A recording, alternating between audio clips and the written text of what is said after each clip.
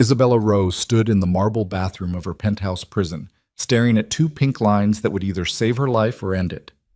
Outside the door, her husband, the most dangerous man in the city, waited for an answer she hadn't planned to give. For 2 years, she'd been the perfect mafia wife, silent, elegant, invisible. Tonight, she'd packed her bags to disappear forever. But the baby growing inside her had just rewritten every escape plan, every careful lie, every moment of survival she'd built in a marriage colder than the Milan winter outside her window. Adrian Vale didn't do love. He did control. And now she carried the one thing that could make her irreplaceable or expendable. Before we begin this story of secrets, power, and the thin line between captivity and devotion, if you're drawn to tales where love wars with loyalty and silence speaks louder than words, stay with me until the end. Hit that like button and drop a comment telling me what city you're watching from. I love seeing how far these stories travel. Now, let's step into Isabella's world, where golden cages are still cages, and freedom comes with a price she never expected to pay. The penthouse smelled like money and loneliness, a combination Isabella Rowe had learned to recognize in the 2 years since she'd become Mrs. Adrian Vale. She stood at the floor-to-ceiling windows overlooking the city, her reflection ghostly against the night sky. 26 floors below, the world moved with purpose. Cars rushing to destinations, people meeting lovers, friends gathering at restaurants where laughter spilled onto sidewalks. Up here, in 12,000 square feet of imported marble and custom everything, the silence was so complete she could hear her own heartbeat. It was 3 a.m. Adrian still wasn't home.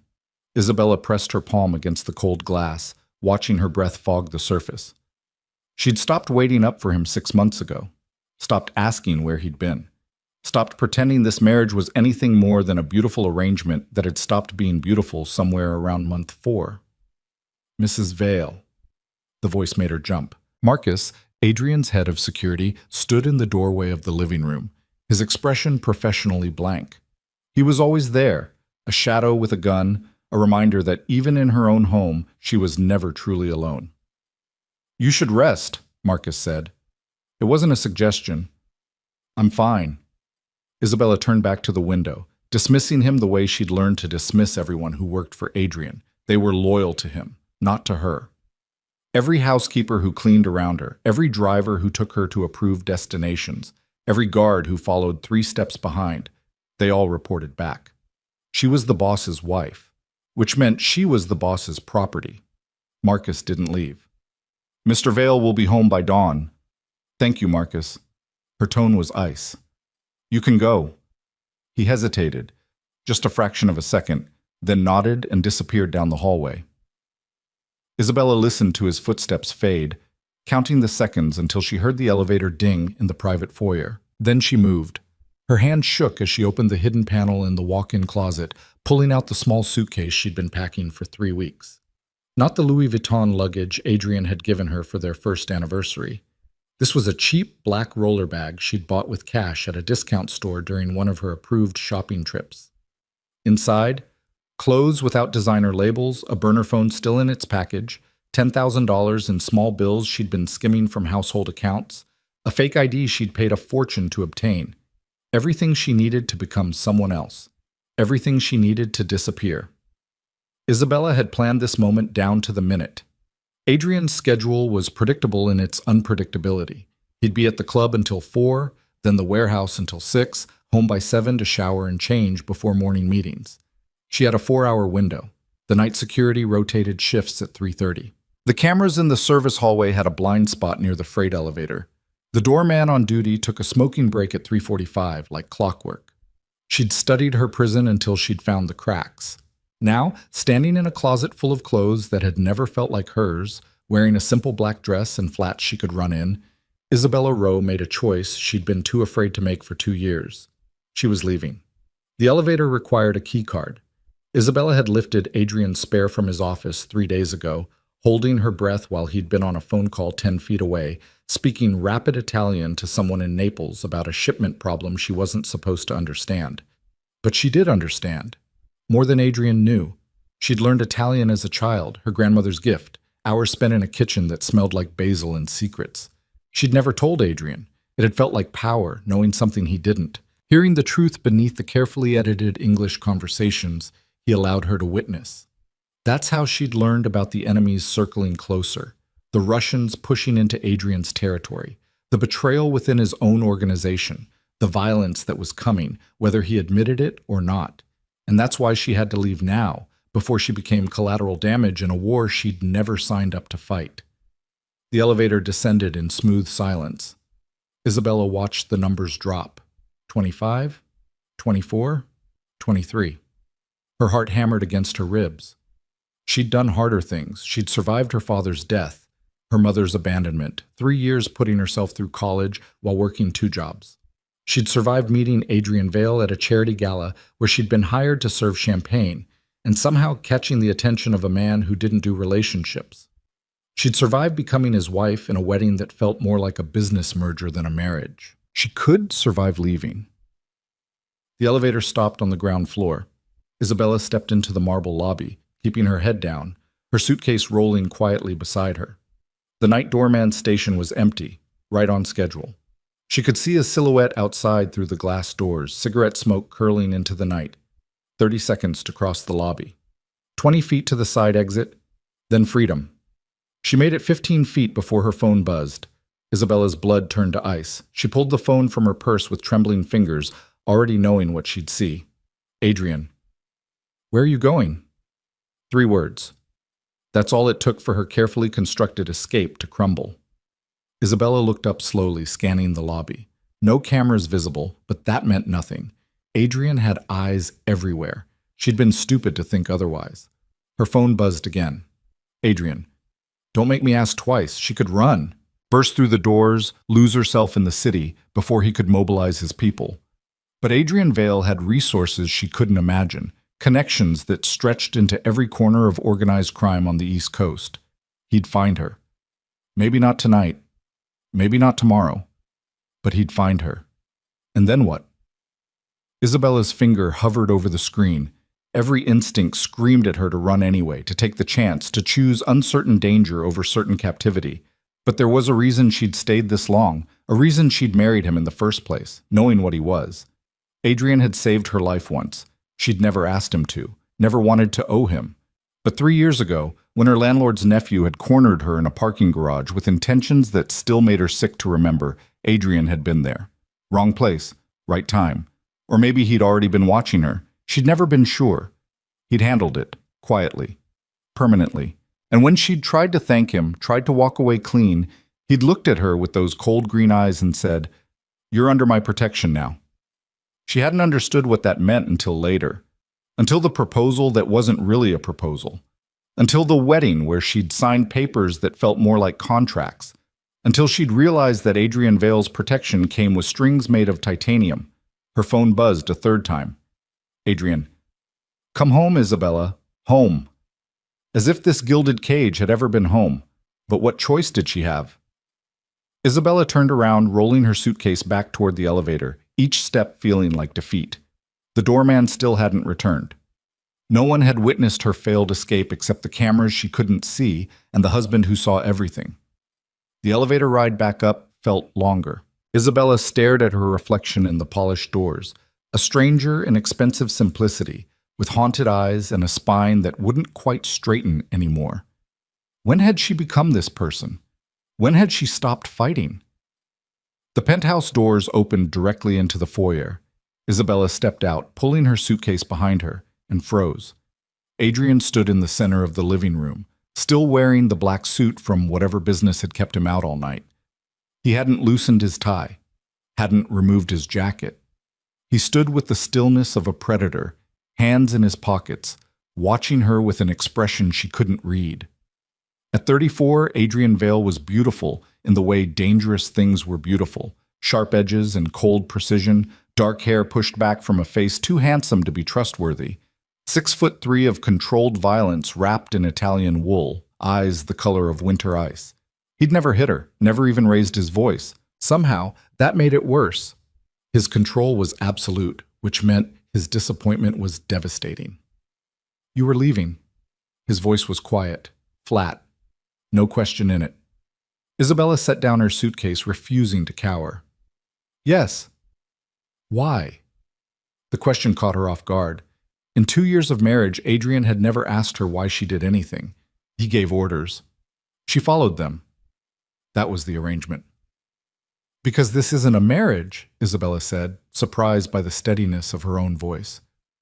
It's a prison sentence. Something flickered in Adrian's eyes, too quick to identify. I've given you everything. Except freedom. Freedom to do what? He took a step closer, and Isabella fought the urge to back away. To work minimum wage jobs? To live in apartments with broken locks? To trust the wrong people? To make my own choices? Your choices almost got you killed. There it was, the debt she could never repay. The night that had bound her to him more effectively than any wedding vow. That was 3 years ago, Isabella said. How long do I owe you for that?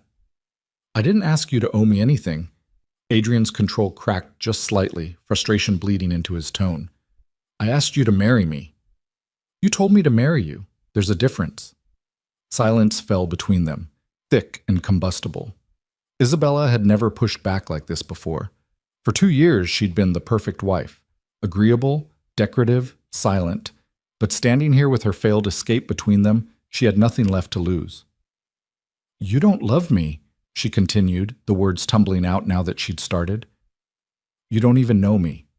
I'm a symbol, a trophy, proof that the great Adrian Vale can have whatever he wants. You think that's what you are to me? I don't know what I am to you. The words came out sharper than she'd intended. You won't talk to me. You won't tell me anything real. You come home at dawn smelling like smoke and blood, and I'm supposed to smile and pour your coffee and pretend I don't see the violence you're drowning in. Adrian's jaw tightened. The less you know, the safer you are. No, the less I know, the more controlled I am. There's a difference. He crossed the remaining distance between them in 3 strides, and Isabella's breath caught.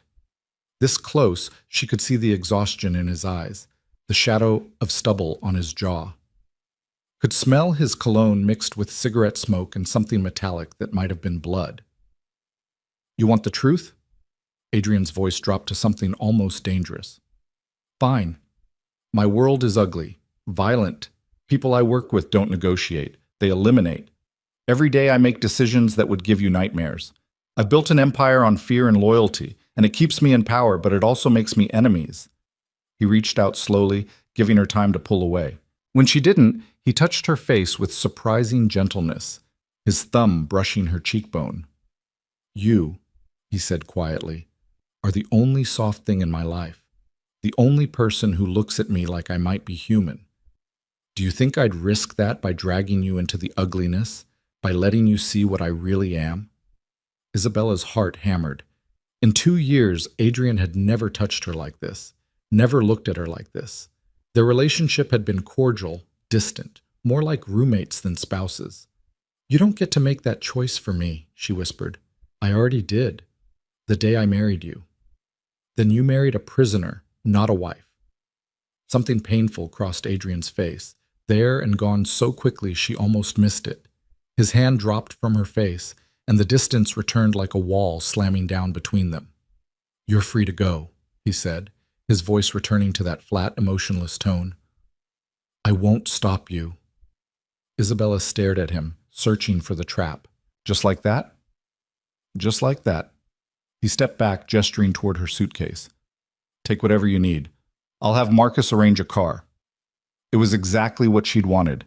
Freedom, escape, the chance to reclaim her life. So why did it feel like defeat?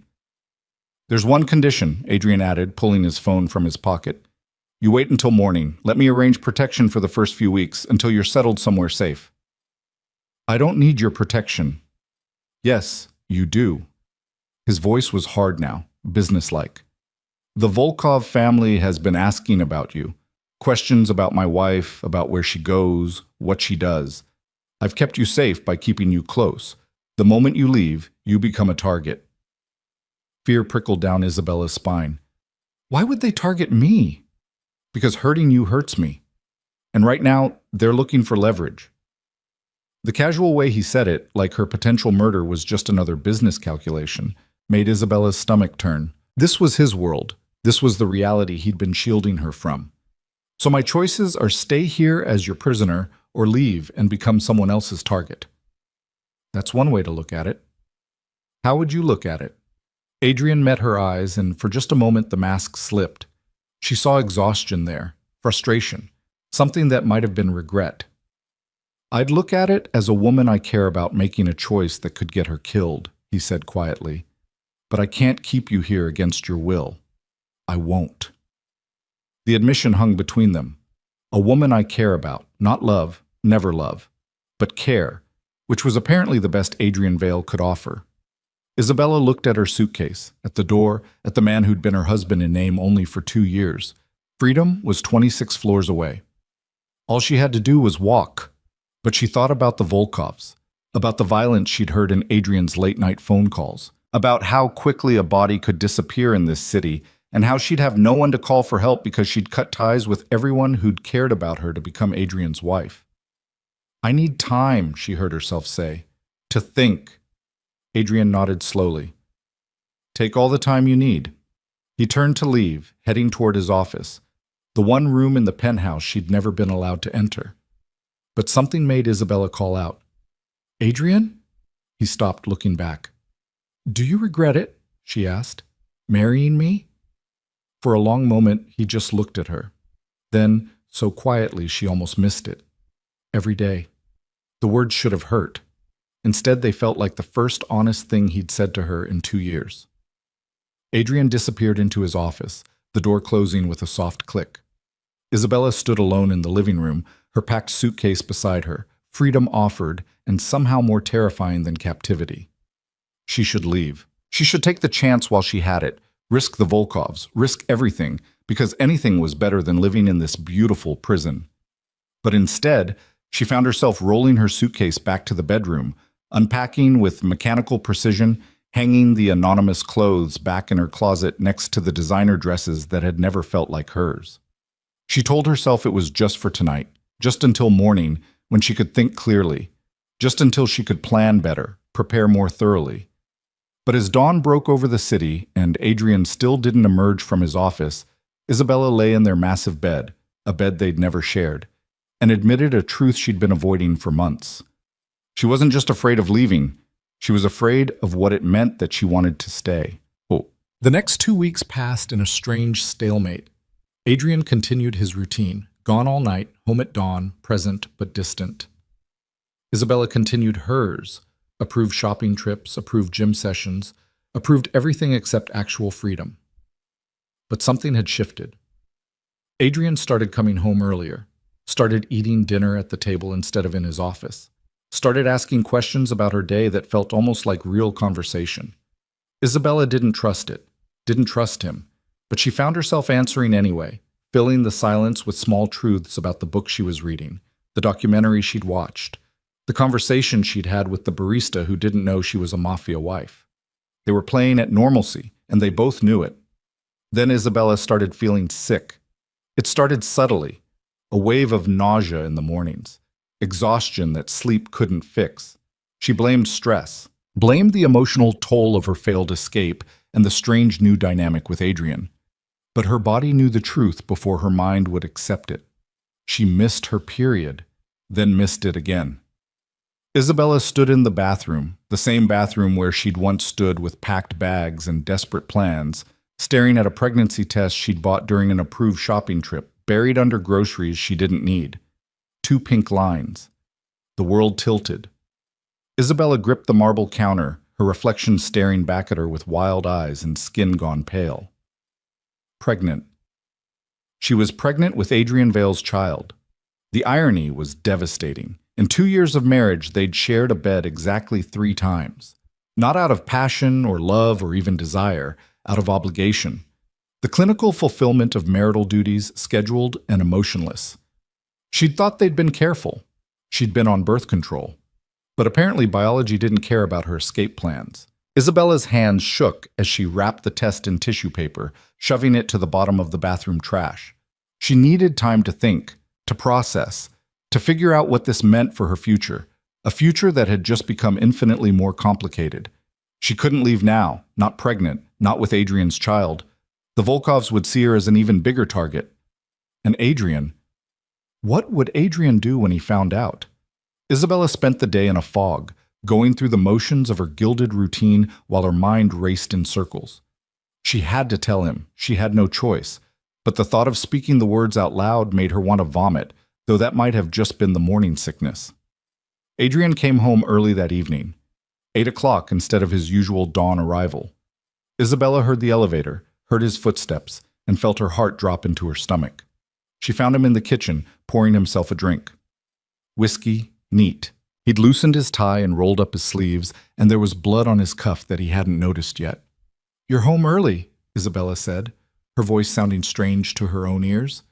Adrian looked up, and something in his expression made her pulse quicken. He looked tense, worried even, though Adrian Vale didn't do worry. "We need to talk," he said. The words every woman dreaded. Isabella's hand instinctively moved to her stomach, then dropped quickly. "About what?"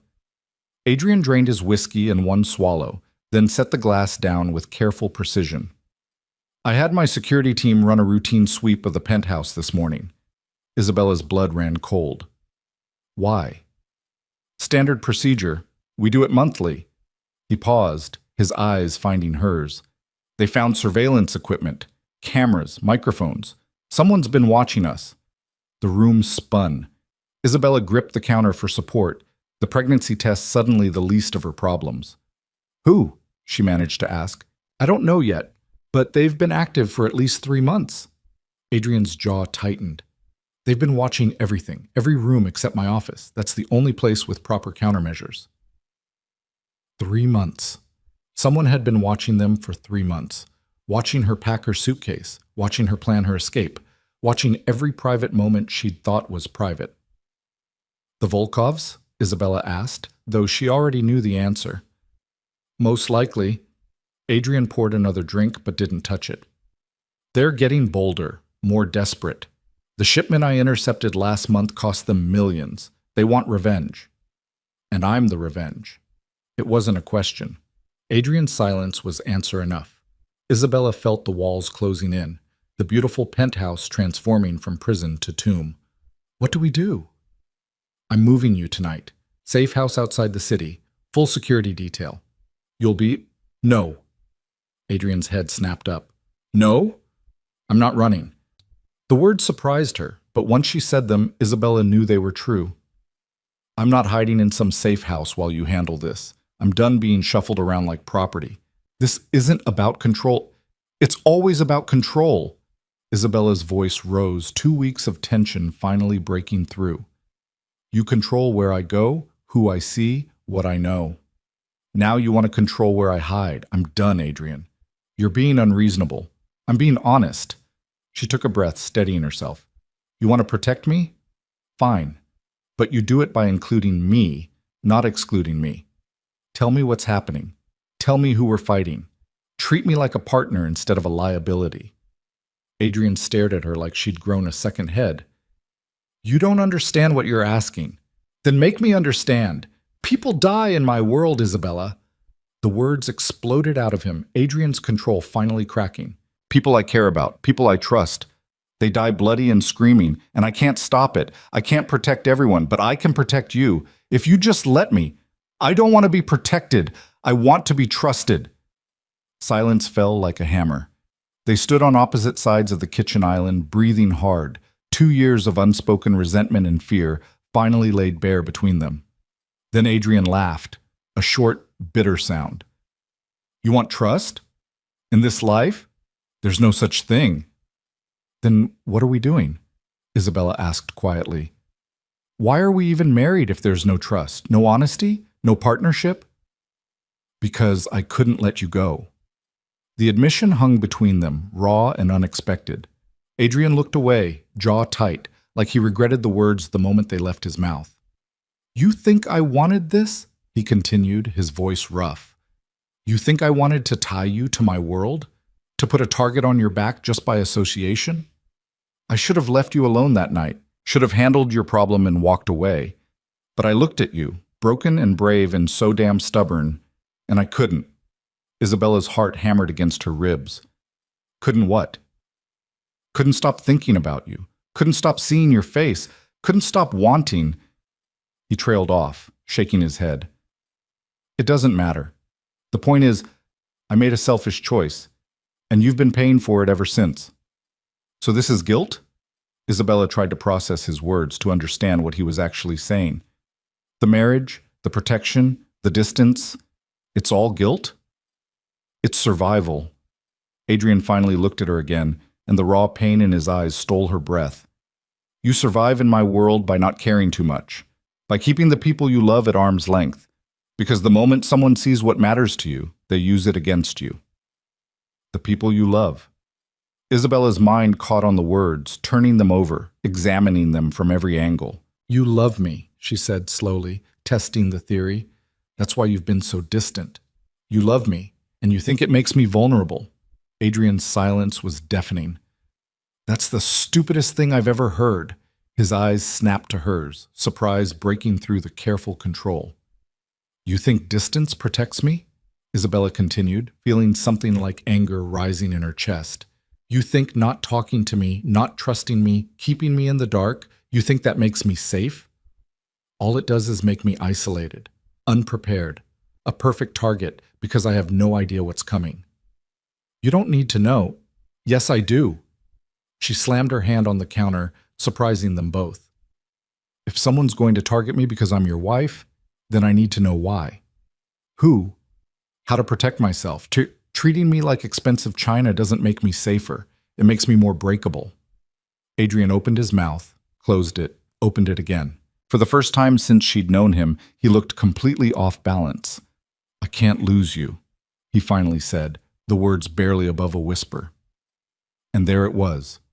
The truth beneath all the distance, all the control. Adrian Vale, ruthless crime boss feared by the entire eastern seaboard, was terrified of losing her. Isabella felt something crack in her chest, not breaking, opening. Then stop pushing me away, she said softly. Stop treating me like I'm fragile. I survived before you. I can survive with you. But not like this. Not in separate rooms, separate lives, married only on paper. Adrian crossed the kitchen in 3 strides, and suddenly he was right there, close enough that Isabella had to tilt her head back to meet his eyes. This close, she could see the exhaustion in his face, the worry he tried to hide, the war raging behind his carefully constructed walls. If I let you in, he said quietly, if I tell you everything, show you everything, you might not like what you see. I already know what you are, Adrian. I've known since the night we met. Knowing and seeing are different things. Then let me see. Isabella raised her hand, hesitating just before touching his face. Let me decide if I can handle it. Stop making that choice for me. For a long moment, Adrian didn't move. Then slowly, he leaned into her touch, his eyes closing briefly like the simple contact caused physical pain. When he opened them again, something had shifted, a decision made. Okay, he said. Okay, but not tonight. Tonight, we leave. Tomorrow, when you're safe, I'll tell you everything. Adrian, please. The word sounded foreign in his mouth, like he wasn't used to asking for anything. Just this one thing. Let me get you somewhere safe. Then I'll answer every question. Tell you every ugly truth. But tonight, I need to know you're protected. Isabella wanted to argue, wanted to push, but the genuine fear in Adrian's eyes stopped her. One condition, she said. Name it. We go together. No separate cars, no sending me ahead. We face this together. Adrian's jaw tightened, but he nodded. Together. And Adrian? Isabella took a breath, knowing she couldn't wait any longer. There's something I need to tell you first.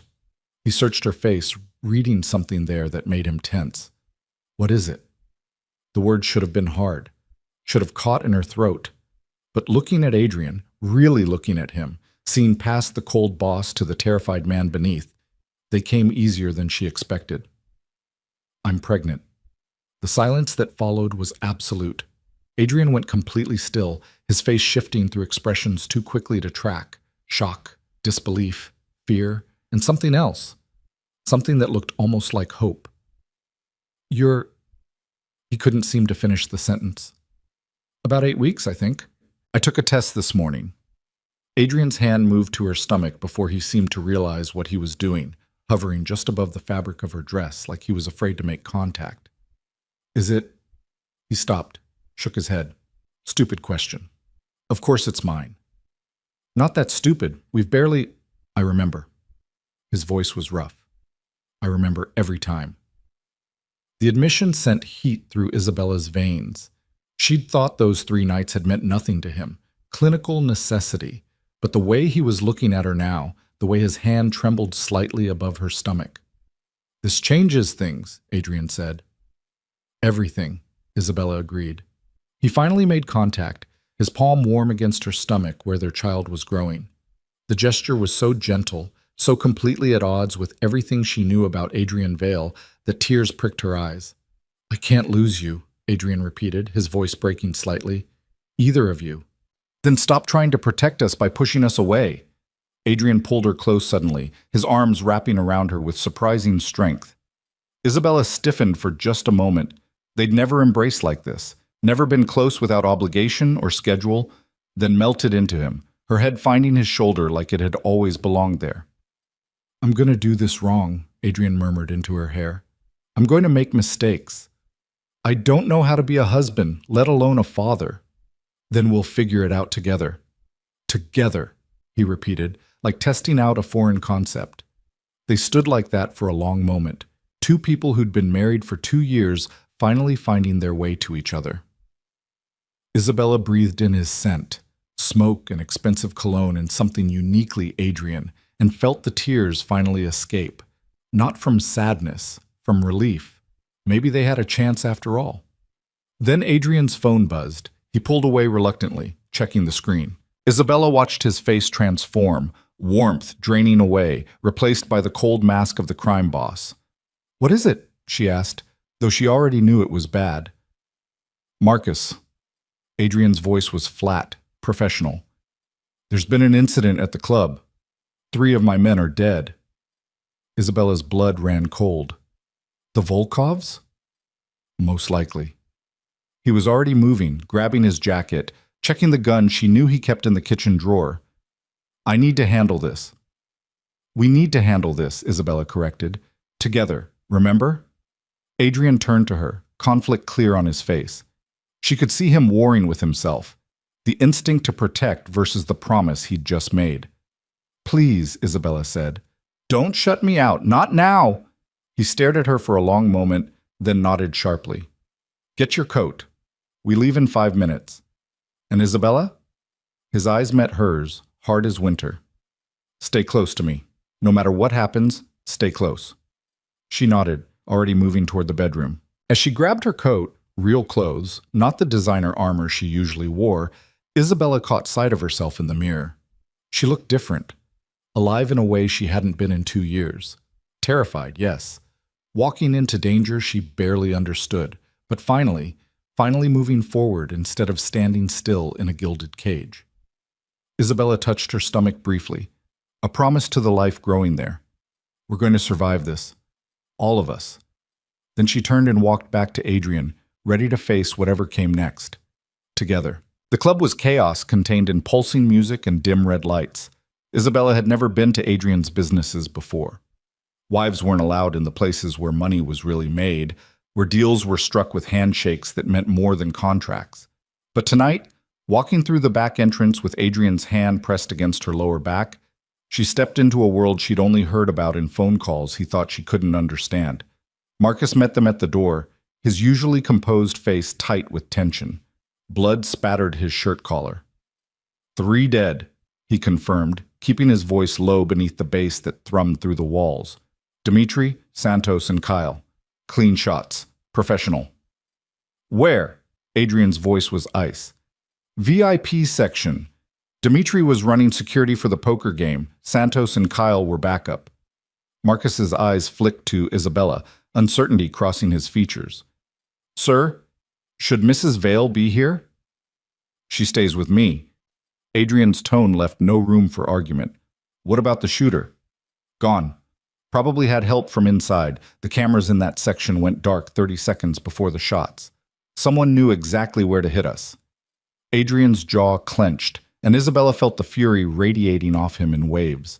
She'd seen him angry before, controlled, cold anger that made people disappear. This was different. This was personal. "Show me," Adrian said.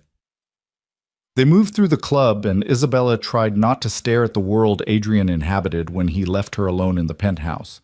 Beautiful people in expensive clothes, moving to music that cost more than most people's rent.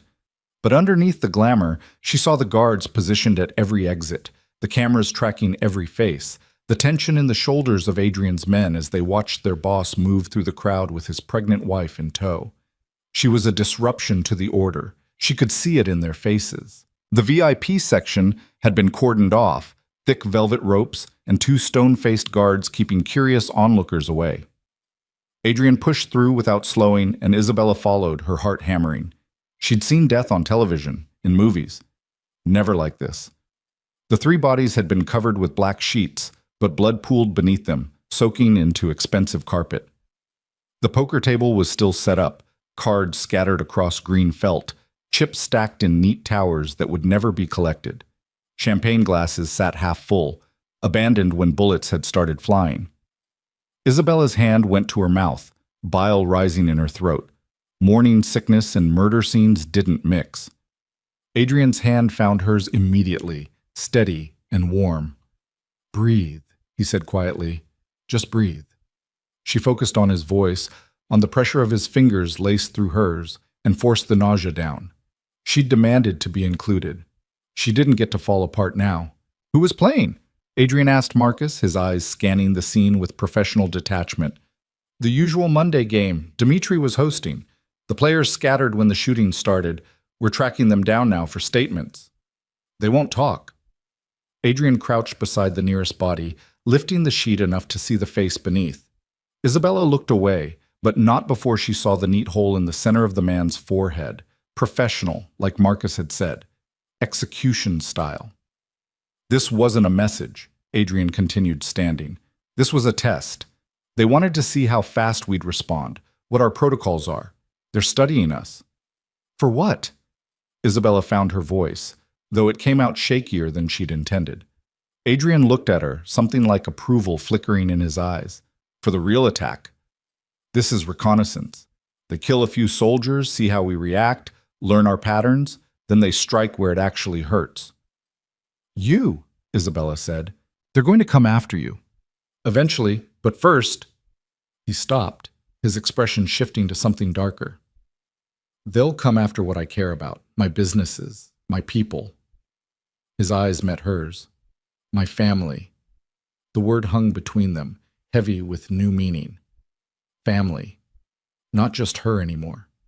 Their child, growing inside her, already a target before it had even drawn breath.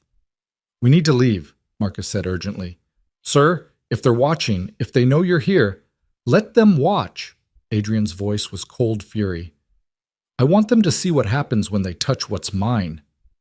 He pulled out his phone, dialing a number Isabella didn't recognize. When someone answered, Adrian spoke in rapid Italian, too fast for her to catch most of it.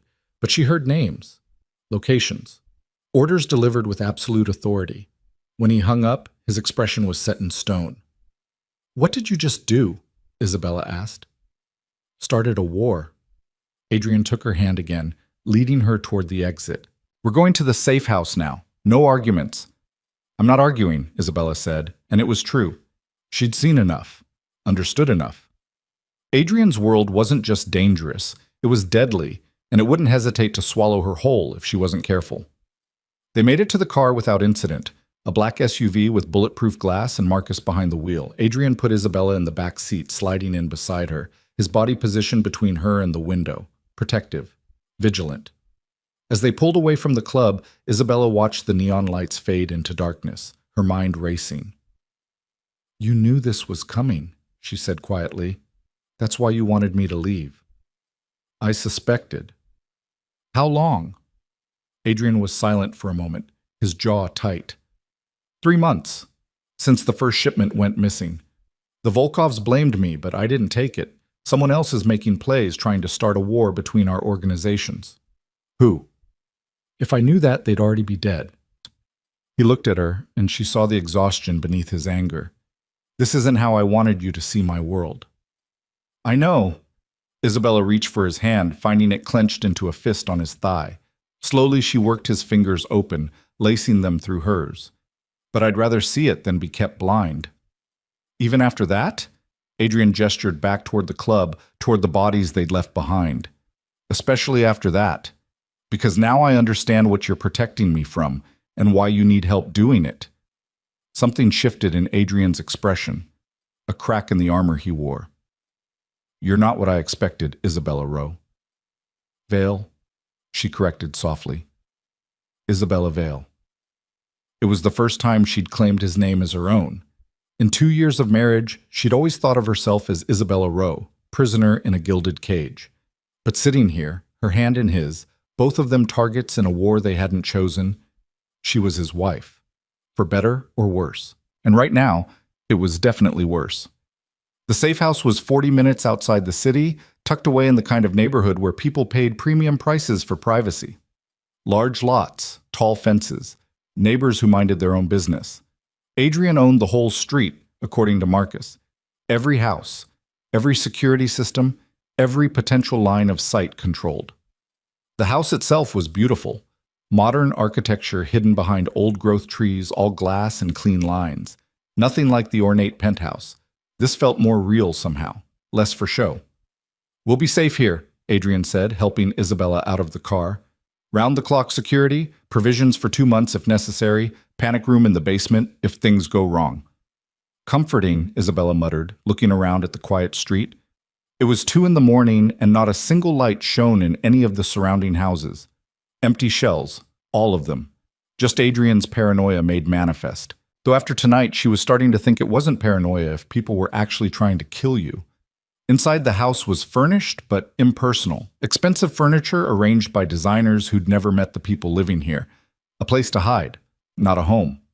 Isabella felt a pang of longing for the penthouse, which was ridiculous considering she'd been trying to escape it 2 weeks ago. There are bedrooms upstairs, Adrian said, setting down the bag Marcus had packed for them. Take whichever one you want. I'll be... No. Isabella turned to face him, blocking his path. No separate rooms. Not tonight. Adrian's eyes widened slightly. Isabella, I'm pregnant, exhausted, and terrified, she interrupted. I just watched you order a war over the phone and saw 3 dead bodies. I am not sleeping alone tonight. For a moment, he just looked at her. Then, slowly, he nodded. They ended up in the master bedroom, a space dominated by a king-size bed that somehow felt more intimate than the massive mattress in the penthouse they'd never shared. Isabella borrowed one of Adrian's shirts to sleep in, soft cotton that smelled like him, while he disappeared into the bathroom. When he emerged, he'd stripped down to his boxers, and Isabella couldn't help but stare. She'd seen him shirtless before, but always in passing, always with distance between them. Now watching him move through the bedroom with economical grace, she noticed details she'd missed. The scars. So many scars.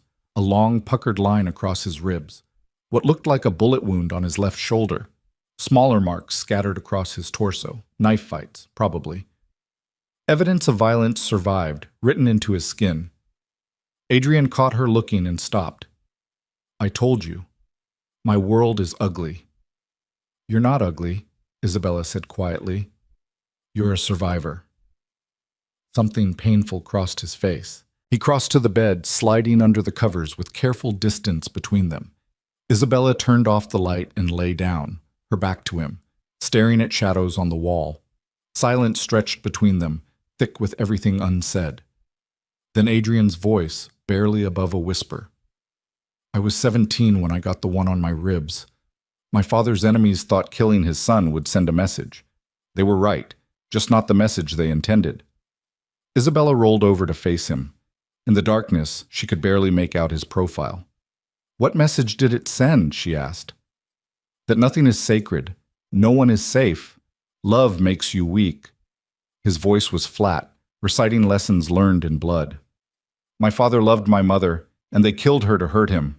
He loved me, and they came after me next. Love is a weapon in this world, Isabella. The moment someone knows what you care about, they use it to destroy you. So you decided never to care. I decided never to show I care. There's a difference. Isabella's heart ached. She thought about the distance he'd maintained, the walls he'd built. Not because he didn't care, but because he cared too much. Your father, she said carefully. What happened to him? He got sloppy, let his guard down. 3 years after they killed my mother, they finished the job. Adrian's voice was matter of fact, but Isabella heard the pain beneath. I was 19, inherited an empire and 100 enemies before I was old enough to legally drink. I'm sorry. Don't be. I burned them all down. Every single person who had a hand in killing my parents. I made sure they understood what happens when you come after my family. The word again. Family. It meant something different to Adrian than to most people. Not blood and love and safety, obligation and vengeance and survival. Isabella reached across the space between them, finding his hand in the darkness. I won't be your weakness, Adrian. I'll be your strength. He squeezed her fingers. You already are. That's what terrifies me. They lay like that, hands linked across expensive sheets, two people learning how to be married after 2 years of practice at being strangers. Tell me something true, Isabella said after a while. Something you've never told anyone. Adrian was quiet for so long she thought he wouldn't answer. Then, I never wanted this life.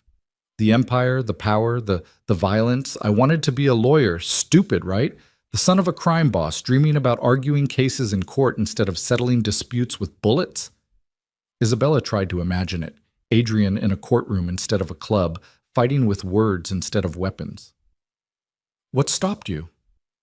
My father died, and I learned that some things matter more than dreams, like survival, like protecting what's left of your family. He paused. Like revenge. Do you regret it? Every single day. His thumb traced circles on the back of her hand, the gesture unconscious. But I'm good at it. Better than my father ever was. I built something that can't be easily destroyed, and that matters when you have people depending on you. People like me. Especially like you. Isabella scooted closer, closing the distance between them until her head rested on his shoulder. Adrian stiffened for just a moment, then his arm came around her, holding her against his chest. I'm scared, she admitted quietly. Good. Fear keeps you alive. I'm scared for our baby, for what kind of world we're bringing them into. Adrian's hand moved to her stomach, his palm warm through the thin fabric of his borrowed shirt. I won't let anything happen to either of you. Whatever it takes, whatever I have to do, you'll both be safe. Even if it means war. Especially if it means war. They fell silent again, but this time it was comfortable. Isabella listened to Adrian's heartbeat, steady beneath her ear, and felt her exhaustion finally catching up. It had been the longest day of her life, from pregnancy test to murder scene to sleeping in her husband's arms for the first time. Adrian? She murmured, half asleep. I don't regret marrying you. His arms tightened around her. Ask me again when this is over. But Isabella was already asleep, lulled by warmth and safety and the promise of tomorrow. She woke to sunlight streaming through unfamiliar windows and the smell of coffee. For a moment, disorientation swamped her. This wasn't the penthouse, wasn't her bedroom. Then memory returned in a rush. The club, the bodies, the safe house. Adrian's side of the bed was empty but still warm. Isabella found him in the kitchen, phone pressed to his ear, speaking rapid Italian while he poured coffee into 2 mugs. He'd pulled on jeans and a t-shirt, his hair still wet from the shower, looking more relaxed than she'd ever seen him. Until he saw her, and his expression shifted to concern. I'll call you back, he said into the phone, then ended the call. You should be resting. I'm pregnant, not dying. Isabella accepted the mug he offered. Decaf, she noticed. He'd remembered. What's happening? Adrian hesitated, and she saw him weighing how much to tell her. Old habits dying hard. The truth, she reminded him. We agreed. The truth is complicated. He leaned against the counter, arms crossed. Last night's attack wasn't random. The 3 men who died, they all worked security for my financial operations. Someone is targeting the people who know where the money flows. Following the money trail. Exactly. which means someone inside my organization is feeding information to the Volkovs. Someone close enough to know schedules, security rotations, who handles what. Isabella's stomach dropped. You have a traitor. I have several, probably. The question is who and how deep the rot goes. Adrian's expression was grim. I've spent the morning making calls, rearranging security, moving assets. But until I know who I can trust, everyone is suspect. Even Marcus? Even Marcus. He said it with obvious reluctance. He's been with me for 8 years. I trust him with my life, but I can't trust him with yours. Not until I know for certain. The weight of that, of Adrian trusting no one, suspecting everyone, settled over Isabella like a heavy blanket. This was his life. Constant vigilance, perpetual paranoia. No real relationships because anyone could be the knife aimed at your back. That sounds exhausting, she said quietly. It is. Adrian crossed to her, his hands finding her waist with surprising gentleness. But it's kept me alive this long, and now it's going to keep you alive too. Isabella set down her coffee and wrapped her arms around his neck, pulling him closer. We're going to figure this out. Together. Together, he repeated, like the word was still foreign, but becoming familiar. They stood like that for a long moment, finding comfort in proximity, in the simple act of holding and being held. Isabella breathed in his scent, soap and coffee and something uniquely Adrian, and felt a peace she hadn't experienced in years. Then Adrian's phone rang, shattering the moment. He pulled away reluctantly, checking the screen. His expression darkened immediately. What? Isabella asked, dread pooling in her stomach. Unknown number. Adrian showed her the screen, and Isabella saw what had made him tense. Not a call, a text message, a photo. Of them. Last night at the club, Adrian's hand on Isabella's back, leading her through the crowd. Below the image, 5 words. Beautiful family, shame to lose it. Isabella's blood turned to ice. They were watching. They're always watching. Adrian's voice was deadly calm, but she could see the fury in his eyes. They took this while we were inside, which means they have people close, very close. Another text came through. Another photo. This one was of the safe house, taken from across the street, showing the bedroom window. Their bedroom window. Nice try. But you can't hide from us. They know where we are, Isabella's voice shook. They followed us here.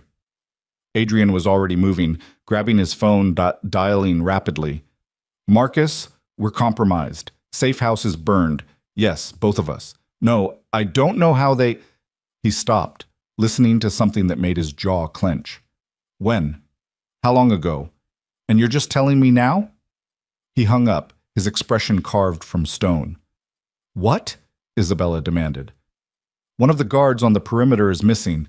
Disappeared during shift change 3 hours ago. Adrian grabbed her hand, pulling her toward the stairs. We're leaving, now. Where? Anywhere but here. Move, Isabella.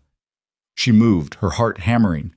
Adrian grabbed the go-bag from the bedroom while Isabella shoved her feet into shoes, her mind racing. The guard who'd disappeared, had he been taken or had he run? Was he a victim or a traitor? They made it to the ground floor when Adrian's phone rang again.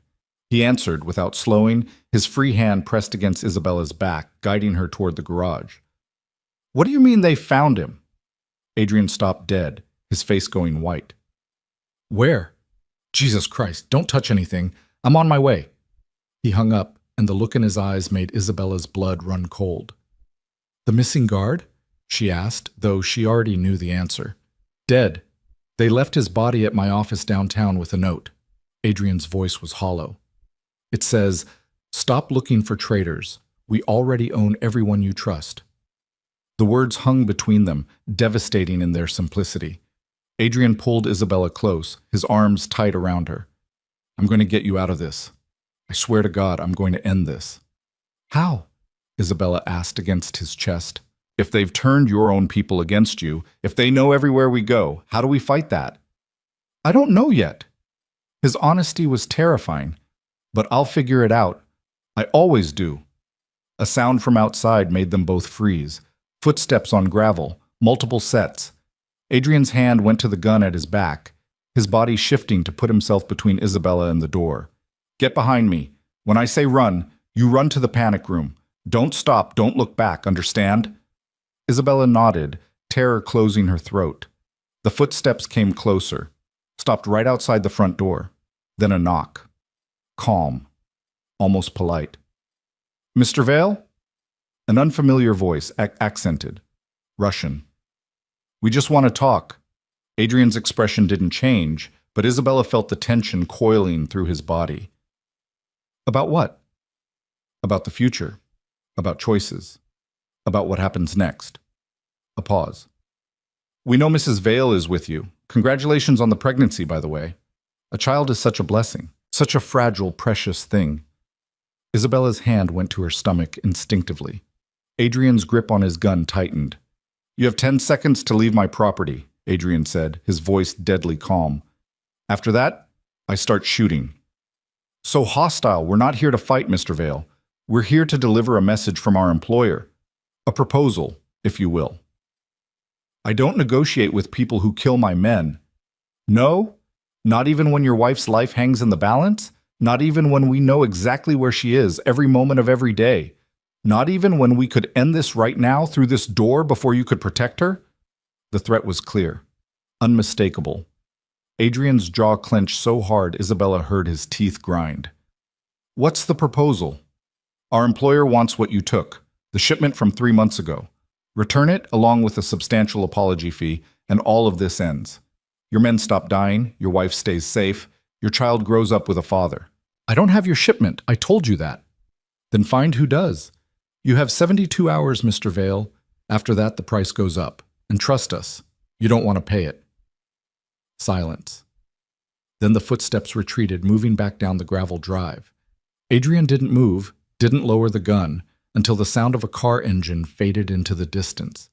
Then his legs seemed to give out. He sat down hard on the floor, his back against the wall, the gun loose in his hand. Adrian? Isabella knelt beside him, her hand on his face. Adrian, look at me. He did, and she saw something she'd never seen before in his eyes. Fear, real, genuine fear. I can't protect you, he said hoarsely. They're everywhere. They know everything. I can't. Stop. Isabella took his face in both hands, forcing him to focus. Stop spiraling. We're alive. We're together. That's what matters. For how long? 3 days? A week? They're going to keep coming, and I don't know how to stop them. Then we figure it out, but not alone, Adrian. You can't do this alone anymore. You need help. I can't trust anyone. You can trust me. Isabella's voice was firm, cutting through his panic. Look at me. You can trust me. So start talking. Tell me everything. Every detail about this shipment, about the Volkovs, about who might want to start a war between you. Everything. Adrian stared at her for a long moment, war raging behind his eyes. Trust or control, partnership or isolation. Finally, he nodded. Okay, he said quietly. Okay. But not here. We need to move, need to get somewhere actually safe. Where? The only place they haven't found yet. Adrian stood, pulling Isabella up with him. Somewhere I've never taken anyone. Somewhere that exists off the books, outside the organization. You have a place like that? I have 3. I'm not completely stupid. A ghost of his usual confidence flickered across his face.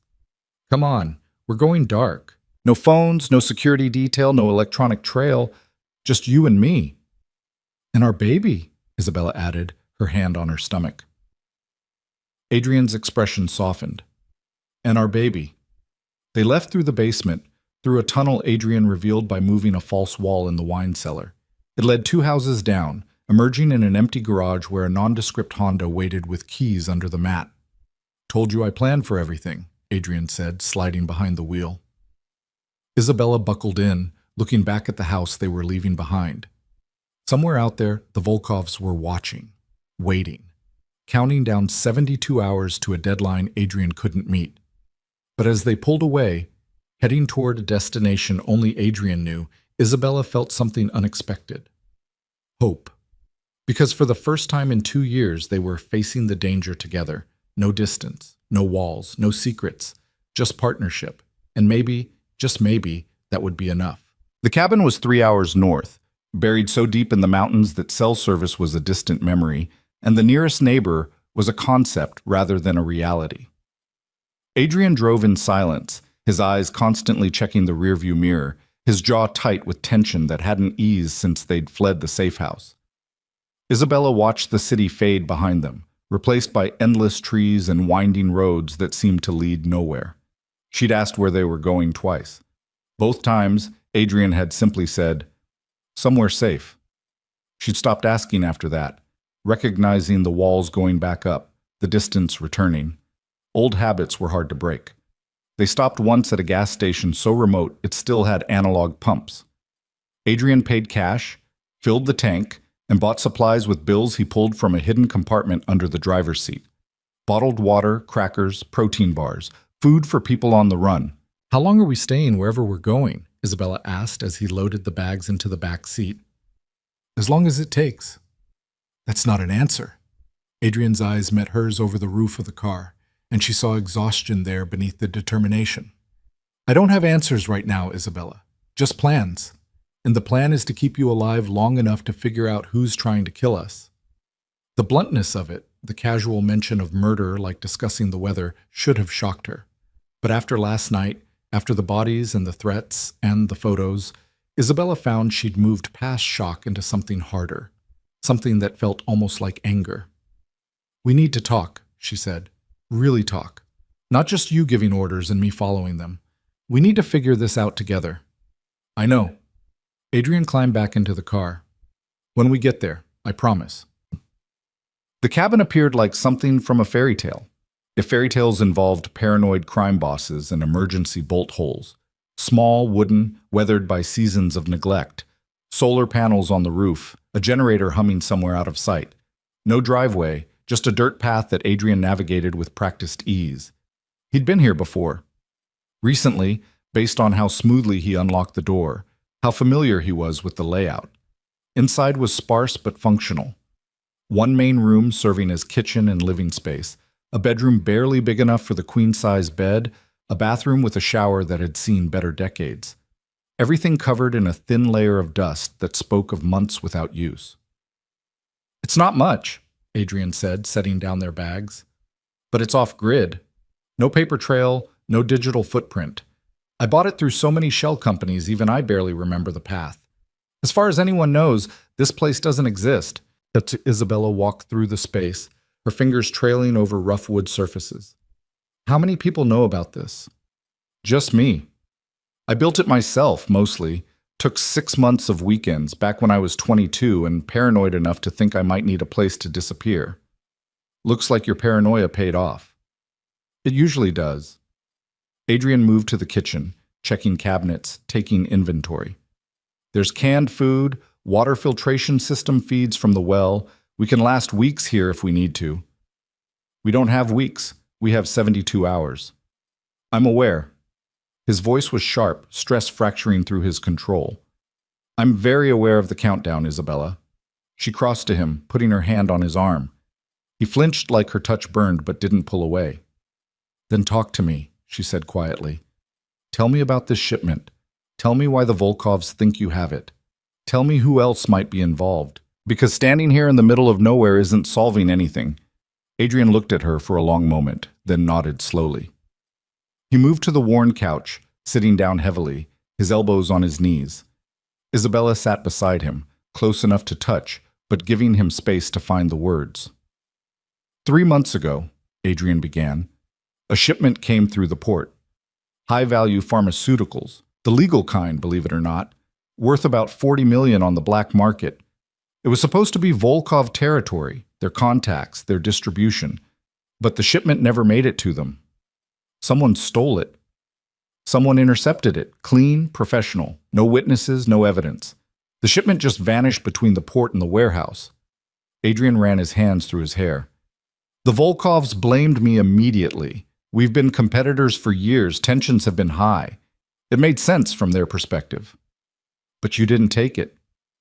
"I swear to you, I didn't. I have my own supply chains, my own connections. I don't need to steal from the Volkovs. It's not worth the war it would start." He looked at her, and she saw the truth in his eyes. But someone wanted that war. Someone set this up perfectly, knowing the Volkovs would assume it was me. Isabella processed this, pieces clicking into place. Someone trying to take you both down, start a war, let you destroy each other, then move into the power vacuum. Exactly, which means we're looking for someone ambitious, connected, and smart enough to play us both. Who fits that description? Adrian laughed bitterly. In my world, dozens of people, but to pull off something this sophisticated, with access to both organizations, that narrows it down. To who? I have 3 names. 3 people who had the opportunity, the knowledge, and the motivation. Adrian pulled out a small notebook from his jacket. Actual paper, she noticed, not digital. Smart. Vincent Caruso, my second-in-command, knows everything about my operation, has contacts with the Volkovs through his cousin who married into their family. You think Vincent would betray you? I don't want to think it.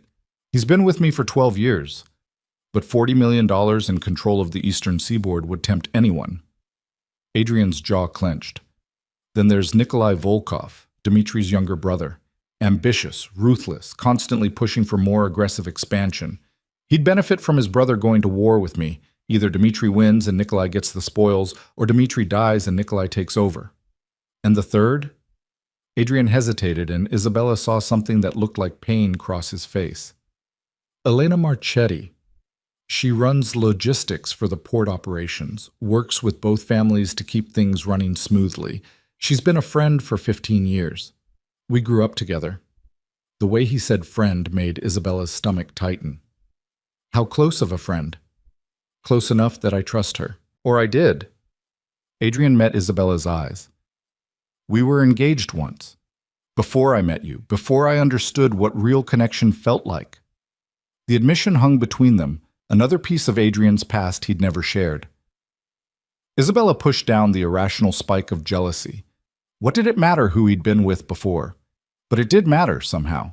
It mattered that he'd never mentioned her. What happened? Isabella asked. She wanted more than I could give, wanted love, partnership, all the things I didn't think I was capable of. We ended it amicably, stayed friends. She's been helping me run operations ever since. Adrian's expression darkened. But she has access to everything, every shipment, every route, every contact. If anyone could pull this off cleanly, it's Elena. Do you think she would? I don't know. And that's what terrifies me. I don't know who to trust anymore. Isabella took his hand, lacing their fingers together. You can trust me. I know. He squeezed her fingers. You're the only person I'm certain of right now. They sat in silence for a moment, the weight of the situation settling around them like the dust in the cabin. Outside, birds sang their evening songs, oblivious to the human drama unfolding. The sun was starting to set, painting the trees in shades of gold and amber. We need to contact them, Isabella said finally. Your 3 suspects. See who reacts, how they react. Someone will slip up. Too dangerous. The moment I reach out, they'll know where I am. Not if we're smart about it. Isabella's mind was racing, piecing together a plan. You said this place is off-grid. No digital footprint. What if we use that? Make them think you've gone to one of your other safe houses? Adrian's eyes sharpened with interest.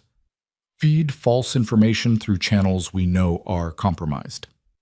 Exactly. Give each suspect a different location. See who shows up where. Whoever sends people to the right place is our traitor. That could work? Adrian was nodding now, his tactical mind engaging with the problem. I'd need to make contact carefully, use different methods for each one. A phone call to Vincent, email to Nikolai, in-person message to Elena through a courier. And you monitor all 3 locations remotely. Cameras you've already installed, I'm guessing? A ghost of a smile crossed Adrian's face. I told you, paranoia pays off. All 3 backup locations have surveillance that feeds to encrypted servers I can access from anywhere. Then we have a plan. Isabella felt a surge of something that might have been hope. We flush out the traitor, we get proof, and we take it to the Volkovs. Show them who really stole their shipment. It's risky. If I'm wrong about one of them, if I tip our hand too early, then we adapt. But doing nothing isn't an option, Adrian. That deadline isn't stopping. He looked at her, really looked at her, and Isabella saw something shift in his expression, admiration mixed with surprise, like he was seeing her clearly for the first time. "You're good at this," he said quietly. "At what?" "Strategy, problem solving, being a partner instead of just a wife." "I told you, I'm stronger than you think." "I'm beginning to understand that." Adrian stood, pulling her up with him. "We'll need supplies, burner phones, a laptop that can't be traced. There's a town about an hour south, small enough to be off the radar, big enough to have what we need. We should go now, before it gets dark." "No." Adrian's hand found her stomach, protective and gentle. "You should rest. You're exhausted, and stress isn't good for the baby. I'll go. Be back in 2 hours. You'll be safe here." Isabella started to argue, then stopped. The exhaustion was real. She could feel it in her bones, heavy and insistent. And the morning sickness, which apparently didn't care what time of day it was, had been threatening to make an appearance for the last hour. "Okay," she agreed, "but you come back. No hero missions, no confronting suspects alone. You get supplies and come back." "I promise." Adrian kissed her forehead, a gesture so tender it made her chest ache. "Lock the door behind me. Don't open it for anyone but me. There's a gun in the nightstand if you need it. I know how to shoot." At his surprised look, she added, "My father taught me, before he died. He was a cop. Thought his daughter should know how to protect herself." Another piece of information he hadn't known. Another reminder of how little they actually knew each other, despite 2 years of marriage. "I keep underestimating you," Adrian said. "Stop doing that." "I'm trying." He headed for the door, then paused. "Isabella? Thank you. For not running when you had the chance, for staying, for being here." "Where else would I be?" "Anywhere but in the middle of a gang war." His smile was sad. "You deserve better than this." "Maybe, but this is what I have. So let's make it work." After Adrian left, the silence in the cabin felt oppressive. Isabella locked the door like he'd asked, then checked the windows, the back door, satisfying herself that everything was secure. The gun in the nightstand was a Glock, well-maintained and loaded. She checked the chamber out of habit, then set it on the bedside table within easy reach. Her father would have been proud, or horrified, probably both. She tried to rest, but her mind wouldn't stop spinning. 3 suspects, 72 hours. A stolen shipment worth $40 million and 2 criminal empires ready to go to war over it. And somewhere in the middle of all this chaos, a baby growing inside her who deserved better than parents running for their lives. Isabella's hand went to her stomach, a gesture that was becoming automatic. "I'm going to keep you safe," she whispered, "whatever it takes. Your father and I, we're going to figure this out." The baby couldn't hear her, couldn't respond. But saying the words out loud made them feel more real, more possible. She must have dozed off because the sound of the car returning jolted her awake. Isabella's hand went immediately to the gun, her heart racing. She checked the window carefully, staying back from the glass. Adrian's Honda. Adrian behind the wheel. Alone. She unlocked the door as he approached, loaded down with shopping bags. Relief flooded through her at seeing him safe, back like he'd promised. "You look like you robbed an electronics store," Isabella said, helping him carry bags inside. "Basically did. Paid cash at 3 different stores, wore a hat and glasses, avoided cameras." Adrian started unpacking. Burner phones, a laptop, charging cables, portable battery packs. "Also got real food. Figured you're probably sick of protein bars." He'd bought fresh bread, cheese, fruit. Simple things that felt like luxury after a day of gas station crackers. Isabella felt tears prick her eyes at the thoughtfulness. "Hormones," she explained when Adrian looked alarmed. "Pregnancy makes you cry over groceries." "Good to know." But he pulled her close anyway, letting her hide her face against his chest until she got herself under control. They ate a simple dinner, bread and cheese and apples, while Adrian set up the laptop and phones. He'd also bought a printer, which seemed excessive until Isabella watched him start printing photos. "What are those?" she asked, coming to look over his shoulder. "Background on our 3 suspects. Everything I've compiled over the years, associations, known contacts, financial records I definitely obtained legally." His voice was dry. "I want you to understand who we're dealing with." The first file was Vincent Caruso. Isabella studied the photos. A man in his 40s, handsome in a rough way, with dark hair going gray at the temples. He looked competent, trustworthy, which meant nothing in this world. Vincent came up with me, Adrian explained. We were soldiers together, back when my father was still running things. He's loyal, smart, and completely ruthless when he needs to be. But he's also ambitious, always has been. Has he ever tried to move against you before? Not that I know of, but in this business, the smart ones wait for the perfect opportunity. Adrian pulled up financial records. His cousin married Alexei Volkov 3 years ago. It was supposed to be a peace gesture, connecting our organizations, but it also gave Vincent a direct line into their family. Access and opportunity. Exactly. The second file was Nikolai Volkov, younger than Isabella expected, mid-30s with cold eyes and a smile that didn't reach them. Every photo showed him standing slightly behind his older brother Dmitry, always in the shadow. Dmitry is the current head of the Volkov family, Adrian said, but Nikolai has been pushing for expansion, more aggressive tactics. They've been at odds for years. If Dmitry goes to war with me and loses, Nikolai inherits everything.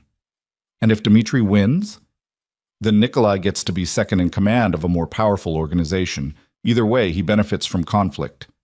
The third file made Adrian's jaw tighten.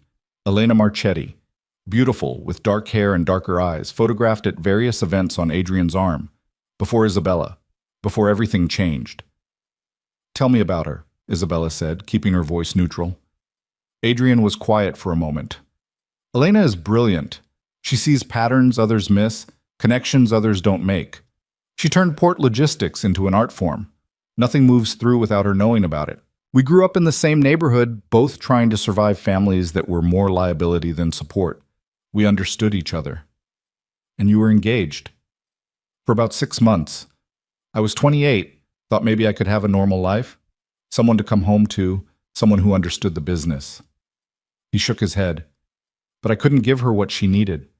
The emotional availability, the vulnerability. I was too damaged, too closed off. What happened? She ended it, said she loved me but couldn't be with someone who wouldn't let her in. She was right. Adrian's hand found Isabella's. I didn't know how to be in a real relationship then, didn't understand what partnership actually meant. And now? Now I'm learning. From you. Because of you. He met her eyes. Elena moved on. Has a boyfriend, last I heard. Some banker who doesn't live this life. But she stayed in the organization, stayed friends with me, never showed any resentment. Or she hid it well. That's what worries me. If anyone could hide their real intentions, it's Elena. She's that good. Isabella studied the photos, the financial records, the web of connections Adrian had mapped out. 3 people. 3 possible traitors. And somewhere in this information was the answer that could save their lives or end them. We start tomorrow, Adrian said, closing the files. Make the contacts, set the trap, see who takes the bait. And if more than one of them is involved, then we have bigger problems than I thought. He pulled Isabella close, his chin resting on top of her head. But we'll handle it, together. That night, they shared the small bed again, and this time there was no hesitation. Adrian pulled Isabella against him like she belonged there, like they'd been sleeping intertwined for years instead of maintaining careful distance. She felt his heartbeat against her back, steady and strong, and let it anchor her. I'm scared, she admitted into the darkness. Me too. The honesty of it, Adrian Vale admitting fear, should have terrified her more. Instead, it felt like trust, like partnership. What are we going to do if this doesn't work? Isabella asked. If we can't find the traitor in time? We run, take whatever cash I have hidden, fake passports I've been maintaining for years, and disappear. New names, new lives. Start over somewhere the Volkovs can't reach. You'd give up your empire? In a heartbeat, if it meant keeping you and our child safe.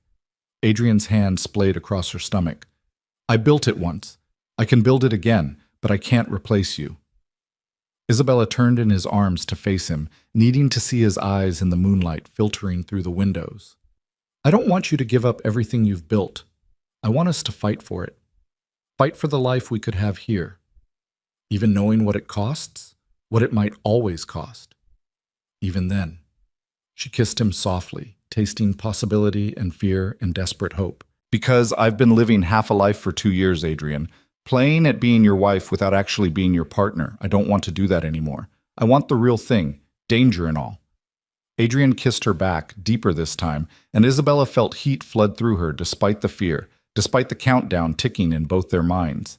His hands were gentle on her body, reverent almost, like she was something precious instead of just protected. I don't deserve you, he murmured against her lips. Probably not, but you're stuck with me anyway.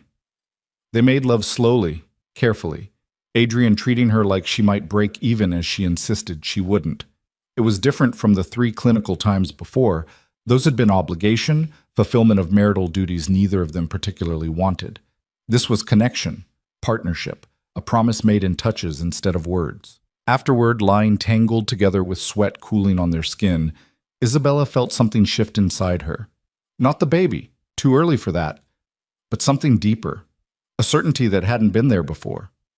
She was all in. Whatever came next, whoever was trying to destroy them, she was committed to this. To Adrian, to their child, to the dangerous life they were building together. "What are you thinking?" Adrian asked, his fingers tracing lazy patterns on her shoulder. "That I love you." The words slipped out before she could stop them, honest and terrifying. "I didn't mean to, didn't plan to, but I do." Adrian went still. For a moment, Isabella regretted saying it, too much too soon, pushing him past what he could handle. Then his arms tightened around her almost painfully. "Say it again. I love you. Again. I love you, Adrian Vale. Complicated past, dangerous present, uncertain future and all." He buried his face in her hair, and she felt his shoulders shake. It took her a moment to realize he was crying, silent tears that he probably hadn't shed in years. "I don't know how to do this," he said hoarsely. "Don't know how to be loved without destroying it." "Then we'll learn together." Isabella held him tighter. "That's what partnership means. We figure it out as we go."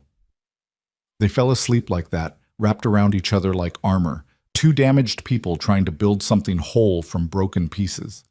Morning came too soon, bringing with it reality and deadlines and the impossible task ahead. Adrian was already up when Isabella woke, back at the laptop, the burner phones lined up like soldiers waiting for orders. "Coffee's ready," he said without looking up. "Decaf, and I made toast." Domestic Adrian was strange and wonderful. Isabella poured coffee, grabbed toast, and settled beside him at the small table. "What's the plan?" she asked. "I call Vincent first. Tell him I'm at the property upstate, the one near the lake. Ask him to check on something for me. Give him a reason to send people there. Then, email to Nikolai. Use an account he knows is mine, but that's been dormant for months. Tell him I have information about the shipment. Want to meet. Give him the address of the property in Connecticut." "And Elena?" Adrian's expression tightened. "I sent a courier to her house. Handwritten note, no electronics. Tell her I need help. I'm scared. I'm at the mountain cabin, the one in Vermont, not this one. See if she responds." "Why the different methods?" "Because I need to see how each one reacts. Vincent thinks in terms of tactical advantage. He'll send a team to confirm before acting. Nikolai is impulsive. He'll move fast, probably personally. Elena is careful. She'll verify everything before making a move." Isabella nodded, impressed by how well he knew them. "And we watch all 3 locations through your cameras." "Exactly. Whoever shows up where is our traitor." "What if they all show up somewhere?" "Then we have a conspiracy, and we're in even deeper trouble than I thought." Adrian picked up the first burner phone. "But right now I'm betting on one bad apple. It's cleaner that way." He made the call to Vincent, his voice perfectly calibrated, concerned but not panicked, needing help but not desperate. Isabella listened to him lie smoothly, painting a picture of a boss checking on properties while lying low, asking his second-in-command to verify security at the upstate location. Vincent's voice came through tinny but clear. "You sure you're okay, boss? You sound off. Just dealing with some unexpected complications, family stuff. You know how it is." Sure. I'll send Tony and Marco to check the lake house. They're good, discreet. You need anything else?" Just your loyalty, Vincent. Same as always. A pause, loaded with meaning. You've always had that, Adrian. Always. The call ended. Adrian immediately pulled up the security feed for the lake house on the laptop. Split screen showed 4 different camera angles: front entrance, back door, perimeter, and interior. Now we wait, he said. Next was the email to Nikolai. Adrian crafted it carefully using language that would appeal to the younger Volkov's ambition. Information about the shipment, proof of who really took it, a meeting to discuss terms. Will he believe you want to negotiate? Isabella asked. He'll believe I want to survive. That's all the motivation I need. Adrian hit send, then pulled up the Connecticut property feeds. The courier to Elena's house was trickier. Adrian wrote the note by hand, his penmanship surprisingly elegant. Isabella read over his shoulder, personal, almost vulnerable, asking for help from an old friend, saying he was scared, that Isabella was in danger, that he needed someone he could trust. It felt too real, too close to the truth. You think she'll come? Isabella asked. If she still cares at all, yes. If she's the traitor, definitely. It's the perfect opportunity to finish this. Adrian sealed the note in an envelope, addressed it in that same careful script. I'll drive it into town, hand it to the courier service that handles our sensitive deliveries. It'll be at her house in an hour. While Adrian was gone, Isabella monitored the feeds. The lake house showed nothing but trees and water. Connecticut property was empty, no movement anywhere. She found herself studying Elena's photo again, trying to understand what Adrian had seen in her. Beauty, obviously. Intelligence, clearly. But there was something else in the woman's eyes, a sharpness, a calculation. Like she was always 3 steps ahead. A woman like that could absolutely orchestrate a theft and frame Adrian for it. But would she? After 15 years of friendship, after loving him once? Isabella touched her stomach, wondering what she would do for this baby, how far she would go to protect her child, and realized with startling clarity that she would burn the world down if she had to. Maybe Elena would too. Maybe that's what they were dealing with, not ambition, but protection. Someone trying to secure their own future by destroying Adrian's. Adrian returned an hour later, tense and wired. Courier confirmed delivery. Elena's home, she signed for it herself. Now we wait for all 3. Now we wait. The first movement came 2 hours later. The lake house, 4 men emerging from the tree line, armed and cautious. Isabella watched them approach the building, saw them split up to cover all exits before one picked the lock and they disappeared inside. That's Vincent's team, Adrian confirmed, his voice tight. Tony and Marco, like he said, plus 2 others I recognize. Standard security suite protocol. They watched the men search the empty house, methodical and professional. After 20 minutes, they left, one of them on the phone the entire drive away. Reporting back to Vincent that you're not there, Isabella said, and that I lied about my location. Adrian's expression was grim, which means Vincent now knows I'm testing him. The question is, does he know why? An hour passed, then 2. The Connecticut feed showed nothing. No one approaching, no cars on the road. Maybe Nikolai didn't take the bait, Isabella said. Or maybe he's being careful. He's impulsive, but he's not stupid. But as the 3rd hour ticked over with no movement, Adrian's confidence started to crack. This should have worked. One of them should have responded by now. We still have Elena. As if summoned by her name, movement appeared on the Vermont feed. A single car, expensive and sleek, pulling up to the cabin that wasn't this cabin. A woman got out. Dark hair, designer coat, moving with purpose. Elena Marchetti. Isabella felt her stomach drop as she watched the woman approach the cabin, saw her try the door, peer through windows. Elena pulled out her phone, made a call, waited, then left a note wedged in the door and returned to her car. But she didn't leave. She sat in the driver's seat watching the cabin, clearly waiting for Adrian to appear. She came alone, Adrian said, his voice hollow. No backup, no weapons I can see. She actually came to help. Or to verify you're not there before calling in reinforcements. They watched Elena wait for another 30 minutes before finally starting her car and driving away. The note fluttered against the door, too far from any camera to read.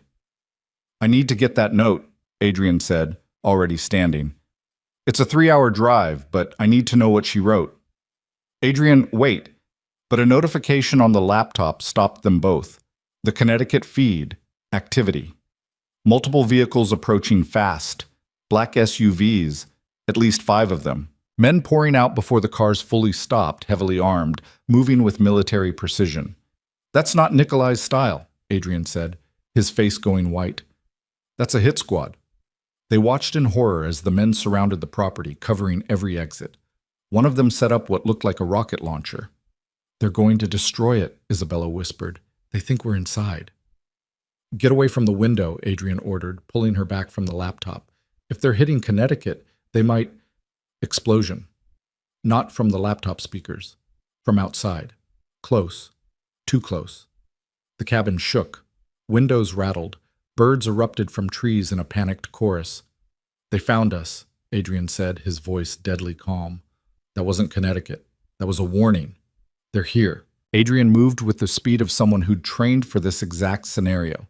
He slammed the laptop shut, grabbed the gun from the nightstand, and shoved another into Isabella's hands. This one's smaller, easier to handle. The panic room, he said, already pulling her toward the bedroom. There's a tunnel that leads half a mile into the forest. We can... Another explosion, closer this time. The cabin's windows shattered inward, glass raining down like deadly snow. Adrian threw himself over Isabella, shielding her body with his as debris peppered his back.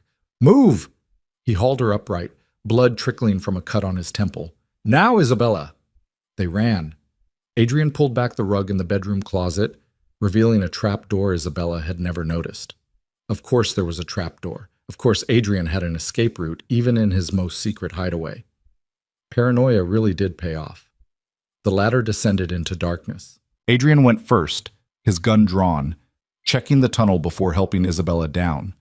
The moment her feet hit concrete, he was pulling the trapdoor closed above them, engaging locks that slid into place with heavy metallic thuds. This way. Adrian's voice was eerily calm, a soldier operating on training and instinct. He flicked on a flashlight attached to his keychain, illuminating a narrow concrete tunnel that stretched ahead into nothing. Stay close. Don't stop for anything. Isabella's heart hammered so hard she thought it might break her ribs. Above them, she could hear footsteps, heavy boots on the cabin's wooden floors. Men's voices, speaking Russian. They were inside already, searching room by room. Adrian pulled her forward, moving quickly through the tunnel. The walls were close, oppressive, and Isabella fought the urge to panic. She was pregnant, running for her life through an underground passage while armed mercenaries destroyed the cabin above. This couldn't be real. This couldn't be happening, but it was, and she had to survive it. Behind them, an explosion rocked the tunnel, the trap door. They'd blown it open. Shouts echoed down the passage, flashlight beams cutting through the darkness behind them. Run!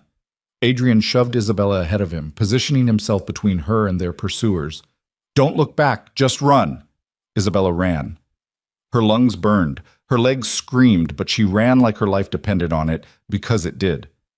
The tunnel seemed endless, stretching on forever, her shadow dancing on the walls from Adrian's flashlight, bouncing with each stride. Gunfire erupted behind them. Bullets ricocheted off concrete, sparks flying. Adrian returned fire without slowing, his shots controlled and precise. A scream echoed through the tunnel. He'd hit someone. Almost there, Adrian gasped. 50 more feet.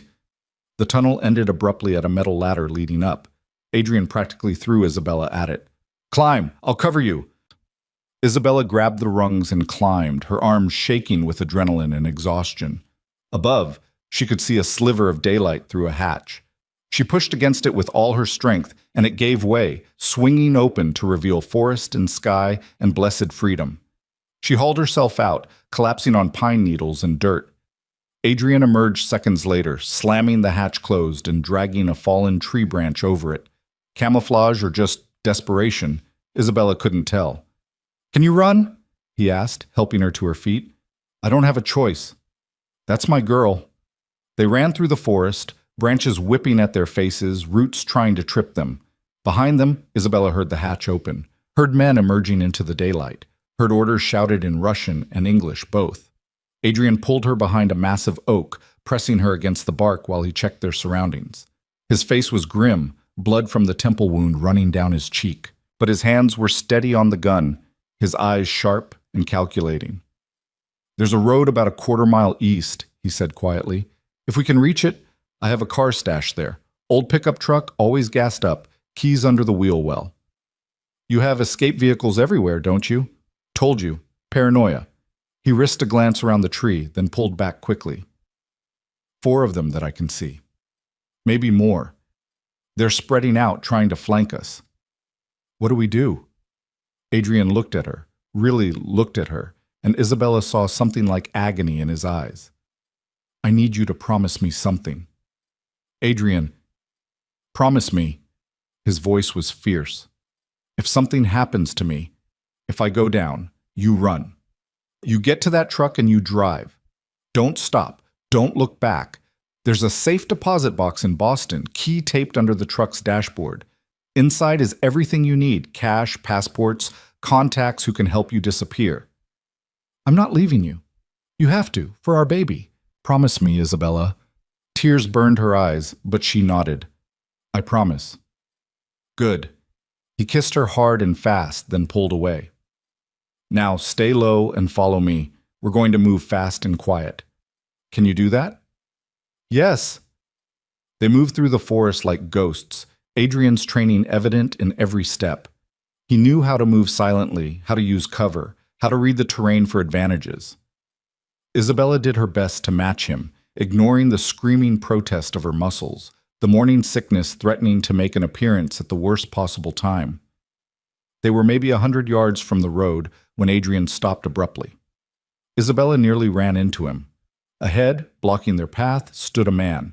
Tall, broad-shouldered, wearing tactical gear. He held a rifle casually, like he'd been waiting for them. "Hello, Adrian," the man said in accented English. Russian, but educated. "It's been a long time." Adrian's entire body went rigid. "Alexei, you remember me. I'm flattered." Hard to forget the man who married Vincent's cousin. Adrian's voice was cold, controlled. "What are you doing here, Alexei? This is Volkov business, not yours." "Isn't it?" Alexei smiled, and it didn't reach his eyes. "See, that's the beautiful thing about marrying into a family.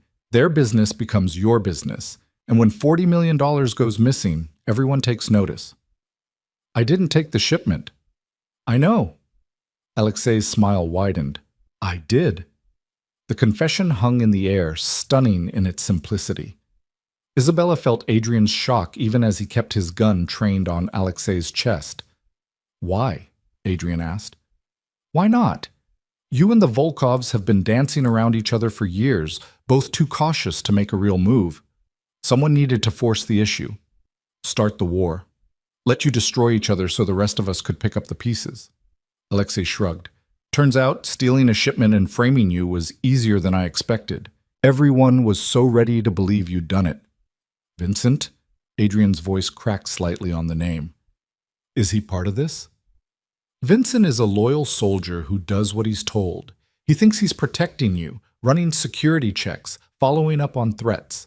He has no idea his cousin's husband has been orchestrating everything." Alexei's expression turned mocking. "That's the beauty of it. I used your own people against you, and they never even knew." Isabella watched Adrian process this, saw the betrayal cutting deeper than any bullet could. Vincent wasn't the traitor. He was a pawn.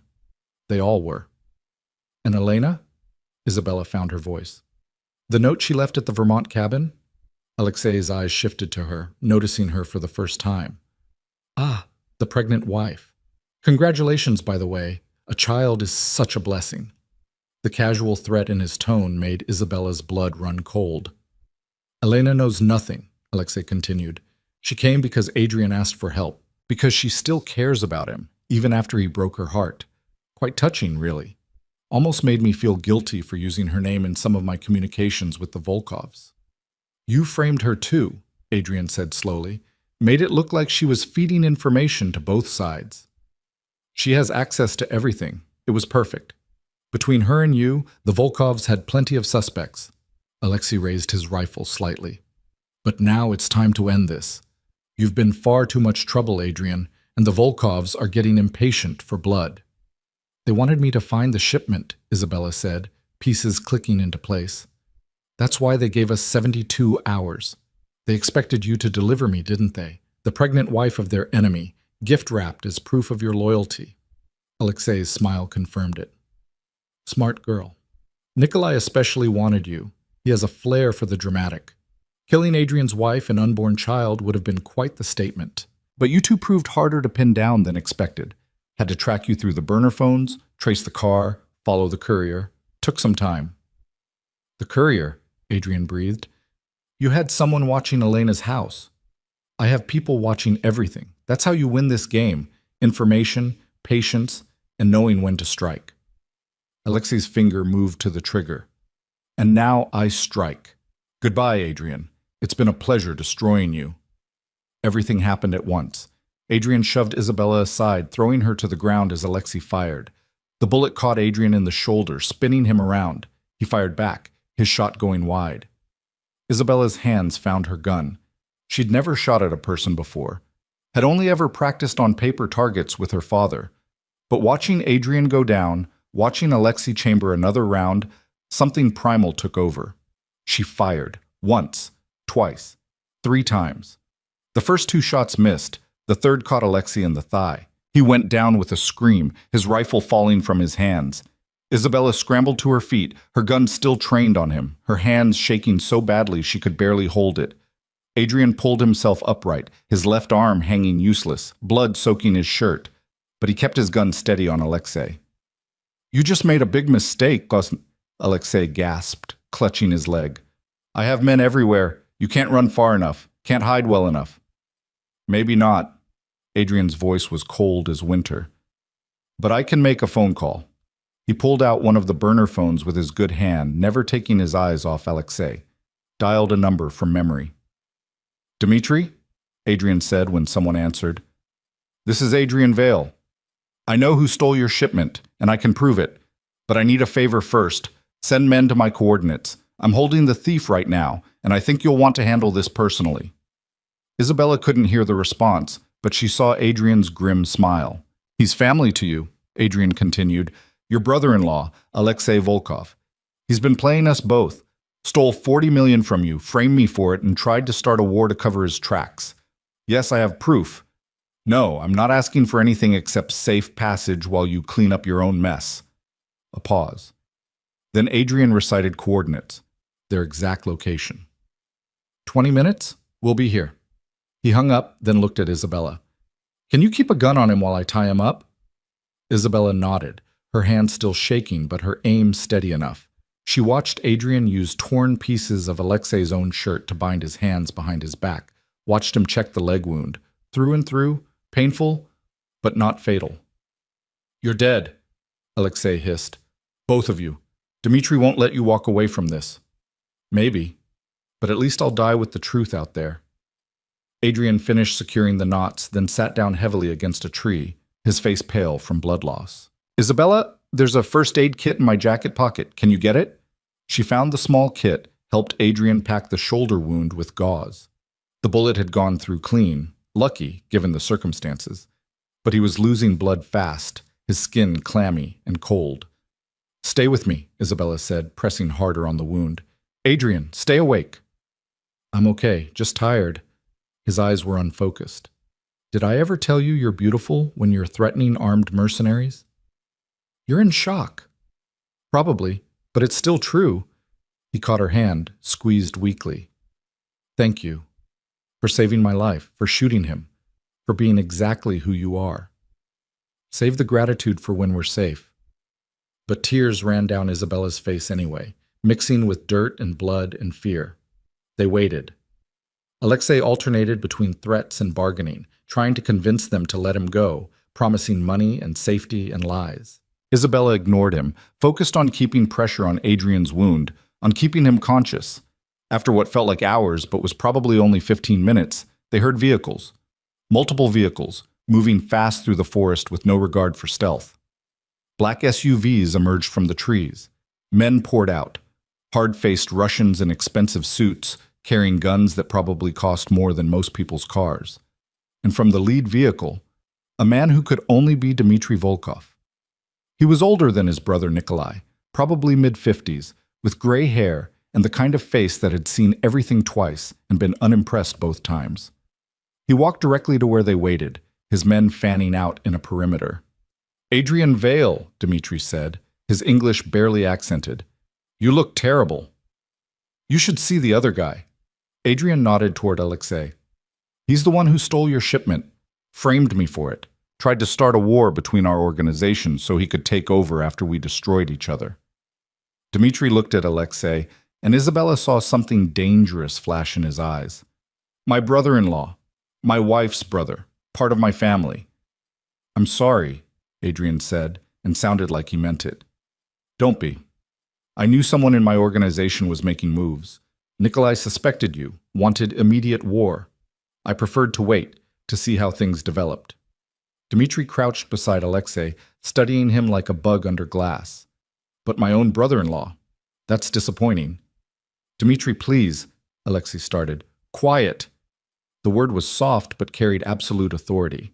Alexei fell silent immediately. Dmitri stood, turned back to Adrian. "You said you have proof?" "Laptop in the cabin tunnel. Financial records showing Alexei moving the shipment through his own contacts, selling it piece by piece over 3 months. Communications between him and the team that hit my men at the club. Everything you need to confirm what he's already admitted." "He admitted it?" "Gloated about it, actually. The whole plan. Very movie villain of him." Adrian's words were starting to slur slightly. "Proof enough?" Dmitri nodded slowly, then looked at his men. "Get the laptop. Verify everything he says. If it's true..." He glanced at Alexei. "We'll have a family discussion about consequences." The way he said it made Isabella's blood run cold. She'd heard about Russian mob justice, about what happened to traitors. It wouldn't be quick or merciful. "And us?" Adrian asked. "Safe passage, like we agreed?" "I'm a man of my word," Dmitri gestured to one of his men. "Get a medic for Mr. Vale. He's bleeding all over my forest." His eyes shifted to Isabella, taking in her protective stance, the gun still in her hands. "And have someone bring water for Mrs. Vale. A woman in her condition shouldn't have to stand while negotiations are conducted." The fact that he knew she was pregnant shouldn't have surprised her. These men knew everything. A medic appeared within minutes, working efficiently on Adrian's shoulder while Dmitri's men retrieved the laptop and searched the destroyed cabin. Isabella accepted the bottle of water someone handed her, drinking gratefully even as she kept watch over everything. Dmitri's phone buzzed. He answered, listened, then smiled grimly. "My men confirm your evidence. Everything exactly as you said. Alexei has been very busy these past months." "What will you do with him?" Isabella asked before she could stop herself. Dmitri's eyes met hers, and she saw centuries of Russian pragmatism looking back. "That's family business, Mrs. Vale. You don't want to know the details. Will this end it? The war between you and Adrian? There was never supposed to be a war.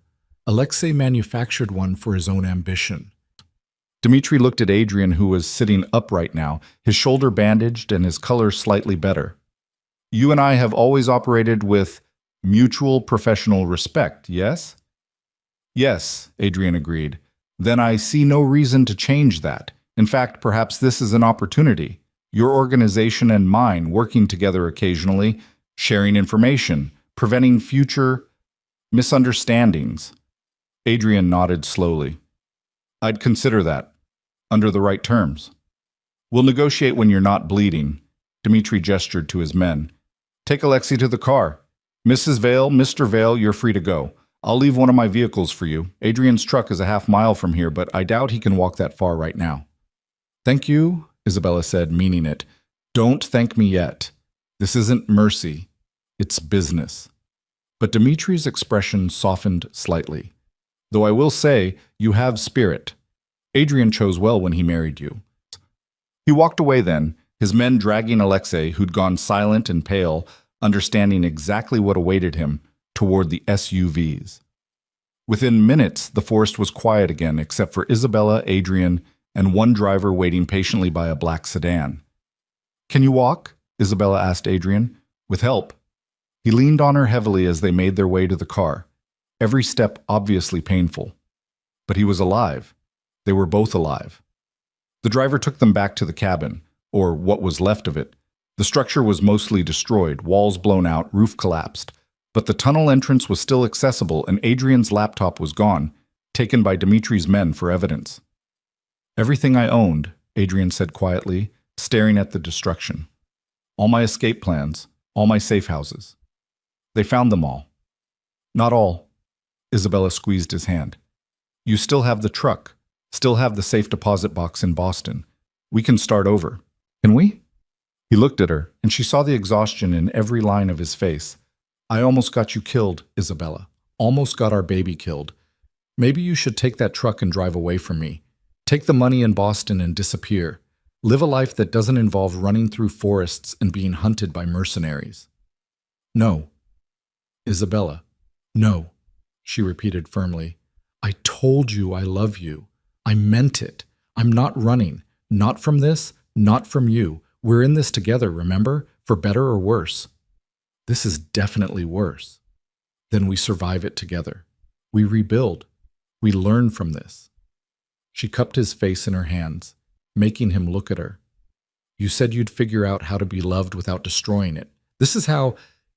You let me stand beside you. Let me fight with you. Let me be your partner instead of just your protected wife. Adrian's eyes filled with tears he'd probably rather die than shed. I don't deserve you. Stop saying that. You're stuck with me. Deal with it. He laughed, weak but genuine, and pulled her close with his good arm. They stood like that in the ruins of the cabin, holding each other while smoke still rose from the destroyed building. The driver cleared his throat politely. Mr. Vale, we should go. The cabin might have structural issues. Right. Adrian pulled away reluctantly. Where do you want to go, Isabella? You pick. Anywhere in the world. She thought about it. Boston, where the safe deposit box waited. Europe, where they could disappear. South America, where Adrian had mentioned contacts once. But there was only one answer that made sense. Home, she said. I want to go home. To the penthouse. To our actual life. You're sure? After everything? I'm sure. Because running didn't work. Hiding didn't work. So we go back. We face whatever comes next head on. And we do it together. Adrian looked at her like she'd performed a miracle. Together, he repeated. They drove south as the sun set, Isabella's hand in Adrian's the entire way. They didn't talk much, both too exhausted, too overwhelmed by everything that had happened. But the silence was comfortable now, filled with understanding instead of distance. When they finally reached the city, the penthouse rising into the night sky like a monument to the life they'd almost lost, Isabella felt something settle in her chest. This was home. Not because it was beautiful or expensive or safe, but because it was theirs, where they'd learn to be married, where they'd raise their child, where they'd build something real from the wreckage of everything they'd been before. Marcus met them in the lobby, his face showing rare emotion at seeing them alive. Sir, ma'am, we've been trying to reach you for hours. Long story, Adrian said. I need a doctor, absolute discretion, and a very large glass of whiskey, in that order. Already arranged the doctor. He's waiting upstairs. Marcus's eyes went to Isabella. Mrs. Vale, there's someone here to see you. She's been waiting since this morning. Says it's urgent. Isabella frowned. Who? Elena Marchetti. Adrian tensed, his hand going instinctively toward where his gun usually sat, but Isabella put a hand on his arm. Let me talk to her, she said. Alone. You get your shoulder looked at. Isabella, trust me, she said. Please. After a long moment, Adrian nodded. She's in the study. Marcus will be right outside the door. Elena Marchetti was pacing when Isabella entered, her designer coat draped over a chair, her hair escaping from its usual perfect arrangement. She looked exhausted and worried and very, very human. Thank God, Elena breathed when she saw Isabella. I've been terrified. Adrian sent that note, asked for help, and then nothing. No answer at the cabin, no response to my messages. I thought... She stopped, taking in Isabella's disheveled appearance, the dirt and blood still staining her clothes. What happened?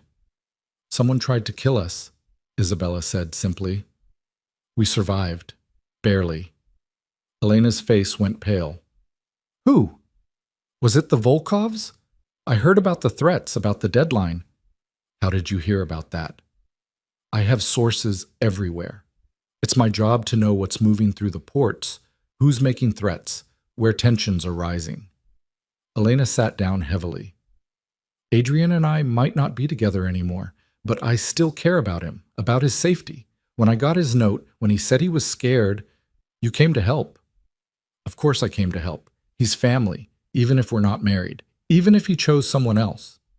Elena's eyes met Isabella's, and there was no jealousy there, just concern and something that might have been relief.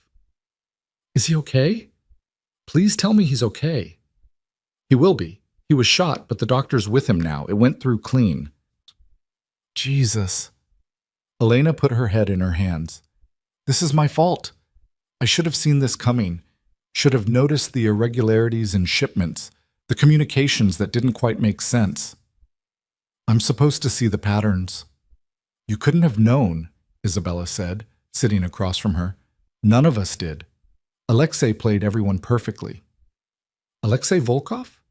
Elena's head snapped up. Vincent's cousin-in-law? He was behind this? All of it. The stolen shipment, the frame job, the attacks. He confessed everything before Dmitry Volkov took him for family discussion. Elena's expression turned grim. She knew what that meant. And Adrian? Where does he stand with the Volkovs now?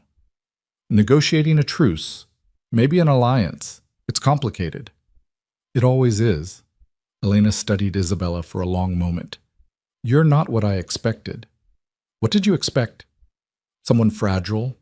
Someone who needed protecting from Adrian's world? Someone who would break under pressure? Elena smiled slightly. But you're none of those things, are you? I'm learning not to be. Good.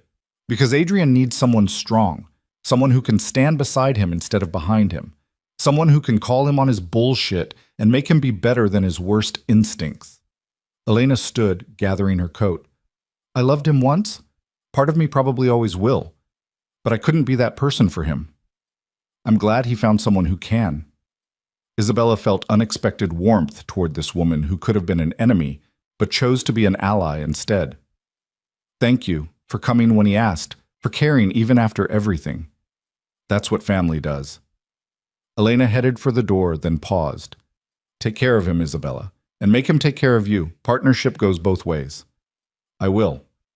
After Elena left, Isabella made her way to the bedroom.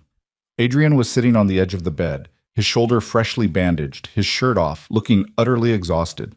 The doctor was packing up his supplies. No permanent damage, the doctor said quietly to Isabella.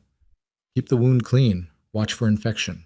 He needs rest, but I suspect I'm wasting my breath on that advice. I'll make sure he rests, Isabella promised. After the doctor left, she sat beside Adrian, taking his hand. Elena came to help. She was genuinely worried about you. I know. I never doubted her loyalty, just her potential involvement. Adrian squeezed her fingers.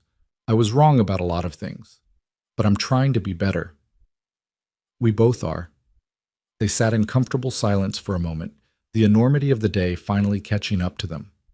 We need to talk, Adrian said finally. About everything. About what happens next. About how we're going to raise a child in this world. Tomorrow, Isabella said. Tonight we rest. Tomorrow, we figure out the rest of our lives. Deal. They lay down together, careful of Adrian's shoulder, their bodies fitting together like they'd been designed for this. Isabella listened to his heartbeat, steady and strong, and felt their baby growing safely inside her despite everything. They'd survived, they'd fought together, and somehow, against all odds, they'd come out the other side stronger.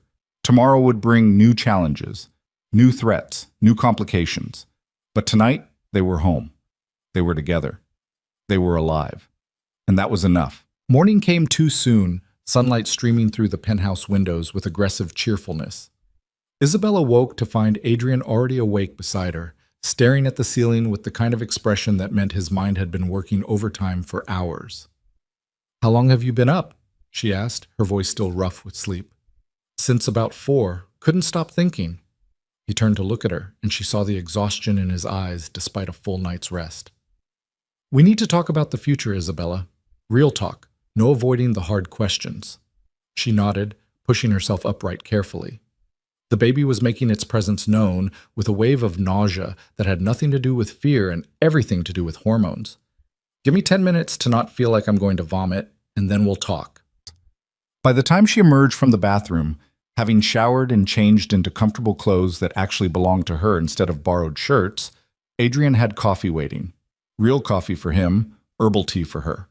The domesticity of it still felt strange and wonderful. They settled on the couch, the same couch where she'd stood with a packed suitcase weeks ago, ready to leave. The same couch where Adrian had offered her freedom and she'd chosen to stay. Everything had changed since then, and somehow nothing had. I've been thinking about what you said, Adrian began, cradling his coffee mug. About partnership. About including you instead of protecting you from everything. And I realized something. What? I don't know how to do that. I've spent 15 years building walls, keeping people at distance, controlling every variable. It's kept me alive, kept my organization running, kept my enemies afraid. He set down the mug, his good hand finding hers. But it's also kept me alone. And I don't want to be alone anymore. I don't want our child growing up with a father who's there, but not really there. Isabella squeezed his fingers. So what do you want? I want to try something different, something I've never done before. Adrian took a deep breath, like the words cost him something. I want to step back from day-to-day operations.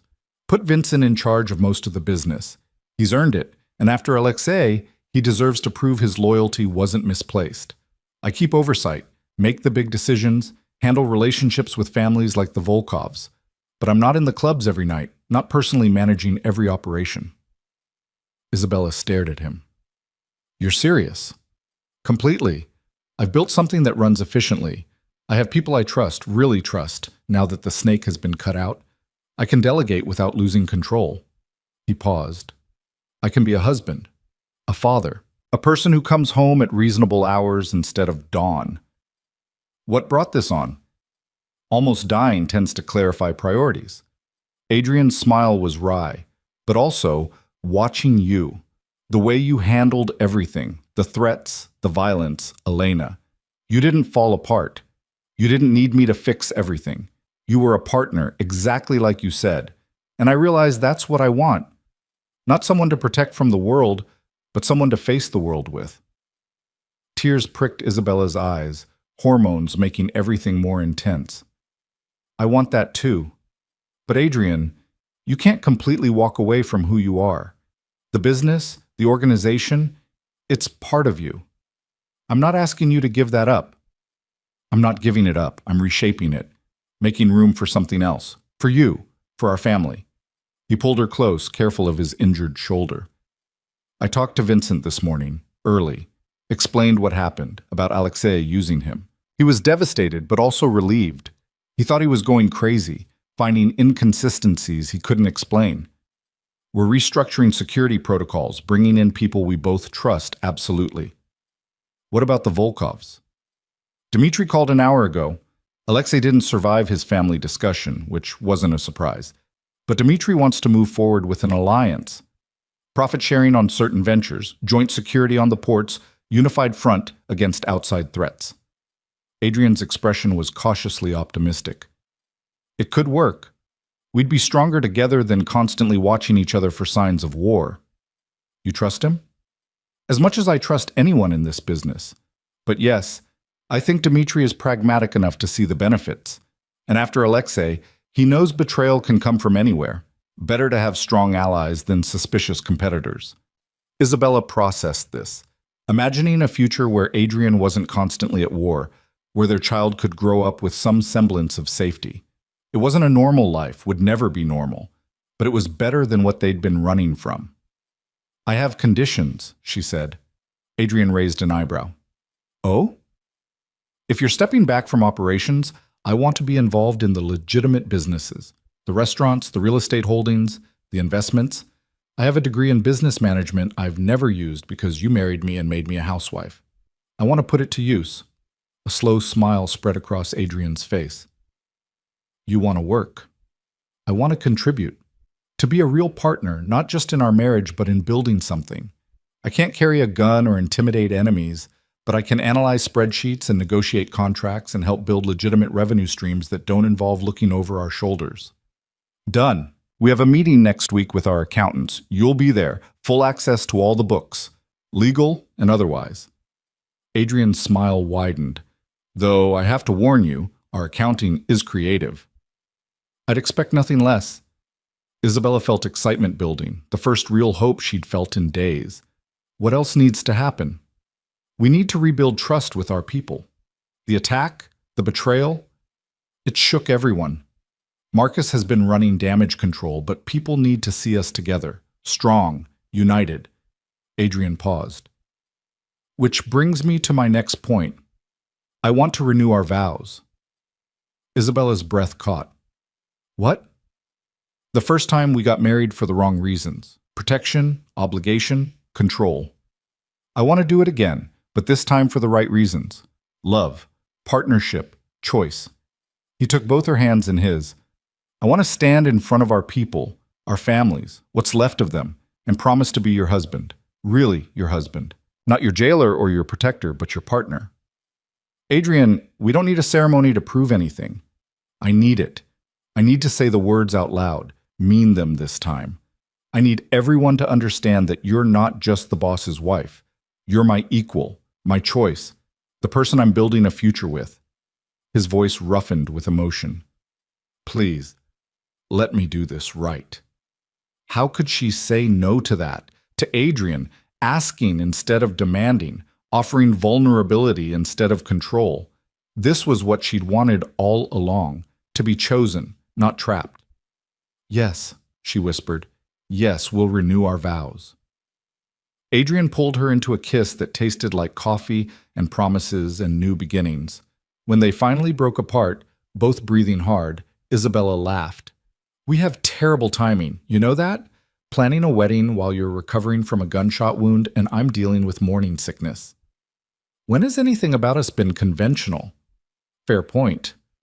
They spent the rest of the morning planning, not just the ceremony but their entire future. Adrian wanted the vow renewal to happen quickly, within a month, before the baby started showing too much, while the resolution with the Volkovs was still fresh. Small, intimate, just the people who mattered. Vincent would be there, his loyalty proven through crisis. Elena, because she was family in all the ways that mattered. Dmitry Volkov, as a show of the new alliance. Marcus and the core security team who'd protected them through everything. A handful of others from both their organizations who'd earned the right to witness this new beginning. What about your family? Adrian asked. Your mother, other relatives? Isabella's expression tightened. My mother left when I was 12. I have an aunt in Oregon I haven't spoken to in 5 years. No siblings. My father was my only real family, and he's been gone for 8 years. I'm sorry. I should have asked before, should have known this about you. You're learning now. That's what matters. She leaned against him. What about your family? All gone. My parents, obviously. I had a sister once. She died when I was 19. Car accident, or at least that's what the official report said. I've always suspected my father's enemies, but I never found proof. Adrian's voice was distant, remembering. After that, I stopped thinking of blood as family. Made my own family with people I chose. Like Vincent. Like Vincent. Like Marcus. Like Elena, even after we ended the engagement. He looked at Isabella. Like you. And like our baby. We're making our own family, building it from scratch. Maybe that's better than inheriting broken legacies. The next few weeks passed in a blur of activity. Adrian's shoulder healed faster than the doctor predicted. Stubbornness, apparently an effective medicine. He started delegating, teaching Vincent the intricacies of running day-to-day operations while maintaining oversight of the bigger picture. It wasn't a perfect transition. Adrian had control issues that didn't disappear overnight, but he tried. And when he started to slip back into old habits, Isabella called him on it. Their first real argument happened 2 weeks after they'd returned to the penthouse. Adrian had made a major decision about territory redistribution with the Volkovs without consulting her, and Isabella found out from Marcus instead of her husband. You said partnership, she'd confronted him in his office, her voice sharp with betrayal. You said you'd include me. This was business, Isabella, organization business. I didn't think. That's the problem. You didn't think. You defaulted back to making decisions alone, keeping me in the dark for my own protection, or whatever excuse you're using today. Adrian had the grace to look ashamed. You're right, I'm sorry. Old habits. Break them. Isabella hadn't softened. I'm serious, Adrian. If this is going to work, if we're going to be real partners, you can't revert to treating me like fragile china every time business gets complicated. I can handle it, but I can't handle being shut out. He'd promised to do better. And to his credit, he had. The next major decision, opening a new restaurant in partnership with one of Dimitri's ventures, Adrian had brought to her first, walked her through the details, asked her opinion. They'd negotiated terms together, Isabella's business degree finally getting use as she spotted loopholes and unfavorable clauses Adrian's street-smart instincts had missed. They were learning. Slowly, sometimes painfully, but learning. The vow renewal was planned for a Saturday evening in late spring, held at the penthouse because Adrian wanted Isabella comfortable and safe. They'd hired caterers who understood discretion, a photographer who'd worked with the family before, a string quartet that knew better than to ask questions about the guest list. The day arrived with perfect weather, sunlight turning the city gold, the penthouse filled with flowers Isabella had chosen herself. White roses and peonies, simple and elegant. She'd found a dress that worked with her growing bump, soft ivory silk that made her feel beautiful instead of just pregnant. Standing in the bedroom, looking at herself in the mirror, Isabella felt tears threaten. 6 months ago, she'd been planning her escape from this marriage. Now she was planning to recommit to it, and meaning every word this time. You look stunning, Elena said from the doorway. She'd arrived early, had helped with last-minute details, gracefully stepping into the role of friend instead of ex-fiancé. Adrian's going to lose his mind when he sees you. I'm showing. I look like I swallowed a basketball. You look like a woman about to marry the man she loves. That's all anyone's going to see. Elena came closer, adjusting Isabella's veil with gentle hands. I'm glad it's you, you know. Glad Adrian found someone who makes him better instead of just comfortable. You're good for him. Thank you for being here, for being supportive, for not hating me. Why would I hate you? You didn't steal him. I let him go because we weren't right for each other. But you are. Elena smiled. Besides, someone needs to keep that stubborn man in line. Might as well be someone who loves him enough to fight for him. The ceremony was small, intimate, held in the penthouse living room where Isabella and Adrian had fought and reconciled and learned to be married. Vincent stood as Adrian's best man, his expression proud and protective. Elena stood beside Isabella, the symbolism not lost on anyone. Old love supporting new love, past making peace with future. The officiant was a judge who'd known Adrian's father, who'd watched Adrian grow from angry teenager to powerful boss. He spoke briefly about second chances, about choosing love over fear, about building something lasting from imperfect foundations. Then Adrian and Isabella faced each other, and the world narrowed to just them. Adrian spoke first, his voice steady despite the emotion in his eyes. Isabella, when I married you the first time, I did it for the wrong reasons. I wanted to protect you, to control the situation, to keep you safe in the only way I knew how. I treated our marriage like a business arrangement, and I treated you like a beautiful problem to be solved instead of a person to be loved. He took her hands, his grip warm and sure. I was wrong. About everything. You're not fragile. You're not a problem. You're the strongest person I've ever met, and you've made me want to be stronger too. Better, more honest, more human. His voice cracked slightly. You've given me a second chance at this marriage, at this life. You've given me hope that I can be more than what I was raised to be. And you're giving me a child, a family, a future I never thought I deserved. Tears ran down Isabella's face, and she didn't bother wiping them away. So today, I'm promising you this, Adrian continued. I will be your partner, not your protector. I will trust you with the truth, even when it's ugly. I will build a life with you, not for you. I will love you, not quietly, not carefully, but completely, with everything I am and everything I'm learning to be. He paused, his own eyes shining. I will be the husband you deserve and the father our child deserves. Or I'll die trying. Don't die trying, Isabella said through tears. Just keep trying. That's all I need. Her turn now. Isabella took a shaky breath, gathering her thoughts. Adrian, I married you the first time out of gratitude and obligation. You'd saved my life, and I thought I owed you. I thought marriage was the price of safety, and I paid it without understanding what I was agreeing to. She squeezed his hands. But somewhere in the past few months, something changed. I stopped seeing you as my jailer and started seeing you as my partner. I stopped being afraid of you and started being afraid for you. I stopped wanting to escape and started wanting to fight. For you, for us, for the family we're building. You've shown me what it means to be loved by someone who's learning how to love. Someone who makes mistakes but owns them. Someone who's trying to break cycles and build something better. Isabella's voice strengthened. You're not perfect, Adrian Vale. You're controlling and paranoid, and sometimes you make decisions that make me want to strangle you. But you're also brave and loyal, and you're trying so hard to be better than your history. So I'm promising you this, she continued. I will stand beside you, not behind you. I will call you on your bullshit when you slip back into old patterns.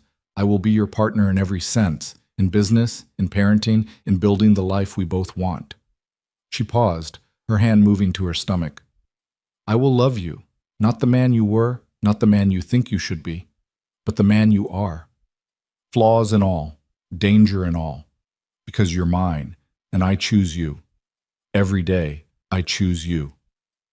Adrian pulled her into a kiss before the officiant could officially pronounce them married. Again. Isabella laughed against his lips, felt him smile, and thought this was what marriage should feel like. Not perfect, not safe, but real. The reception was everything a mob wedding should be. Good food, better wine, and an undercurrent of violence barely contained by expensive suits. But it was also warm, filled with genuine celebration. Vincent toasted to partnership and loyalty, his voice thick with emotion. Elena toasted to new beginnings and letting go of the past. Dmitry Volkov toasted to profitable alliances and family, both business and blood. And when it was Isabella's turn, she stood with Adrian's arm around her waist, their child growing between them, and raised her glass. To second chances, she said. To choosing love over fear. To building something real from broken pieces. To partnership. Her eyes met Adrian's. To us. To us, the room echoed. The party continued late into the night, but eventually people started leaving. Vincent and Elena departed together, still arguing good-naturedly about security protocols. Dmitry left with his men, but not before pulling Adrian aside for a quiet conversation that ended with a handshake and what looked like genuine respect. Finally, it was just Adrian and Isabella standing in their penthouse surrounded by flowers and the debris of celebration. Adrian's shoulder was probably aching from hours of standing, and Isabella's feet were killing her, but neither of them wanted to move from this moment.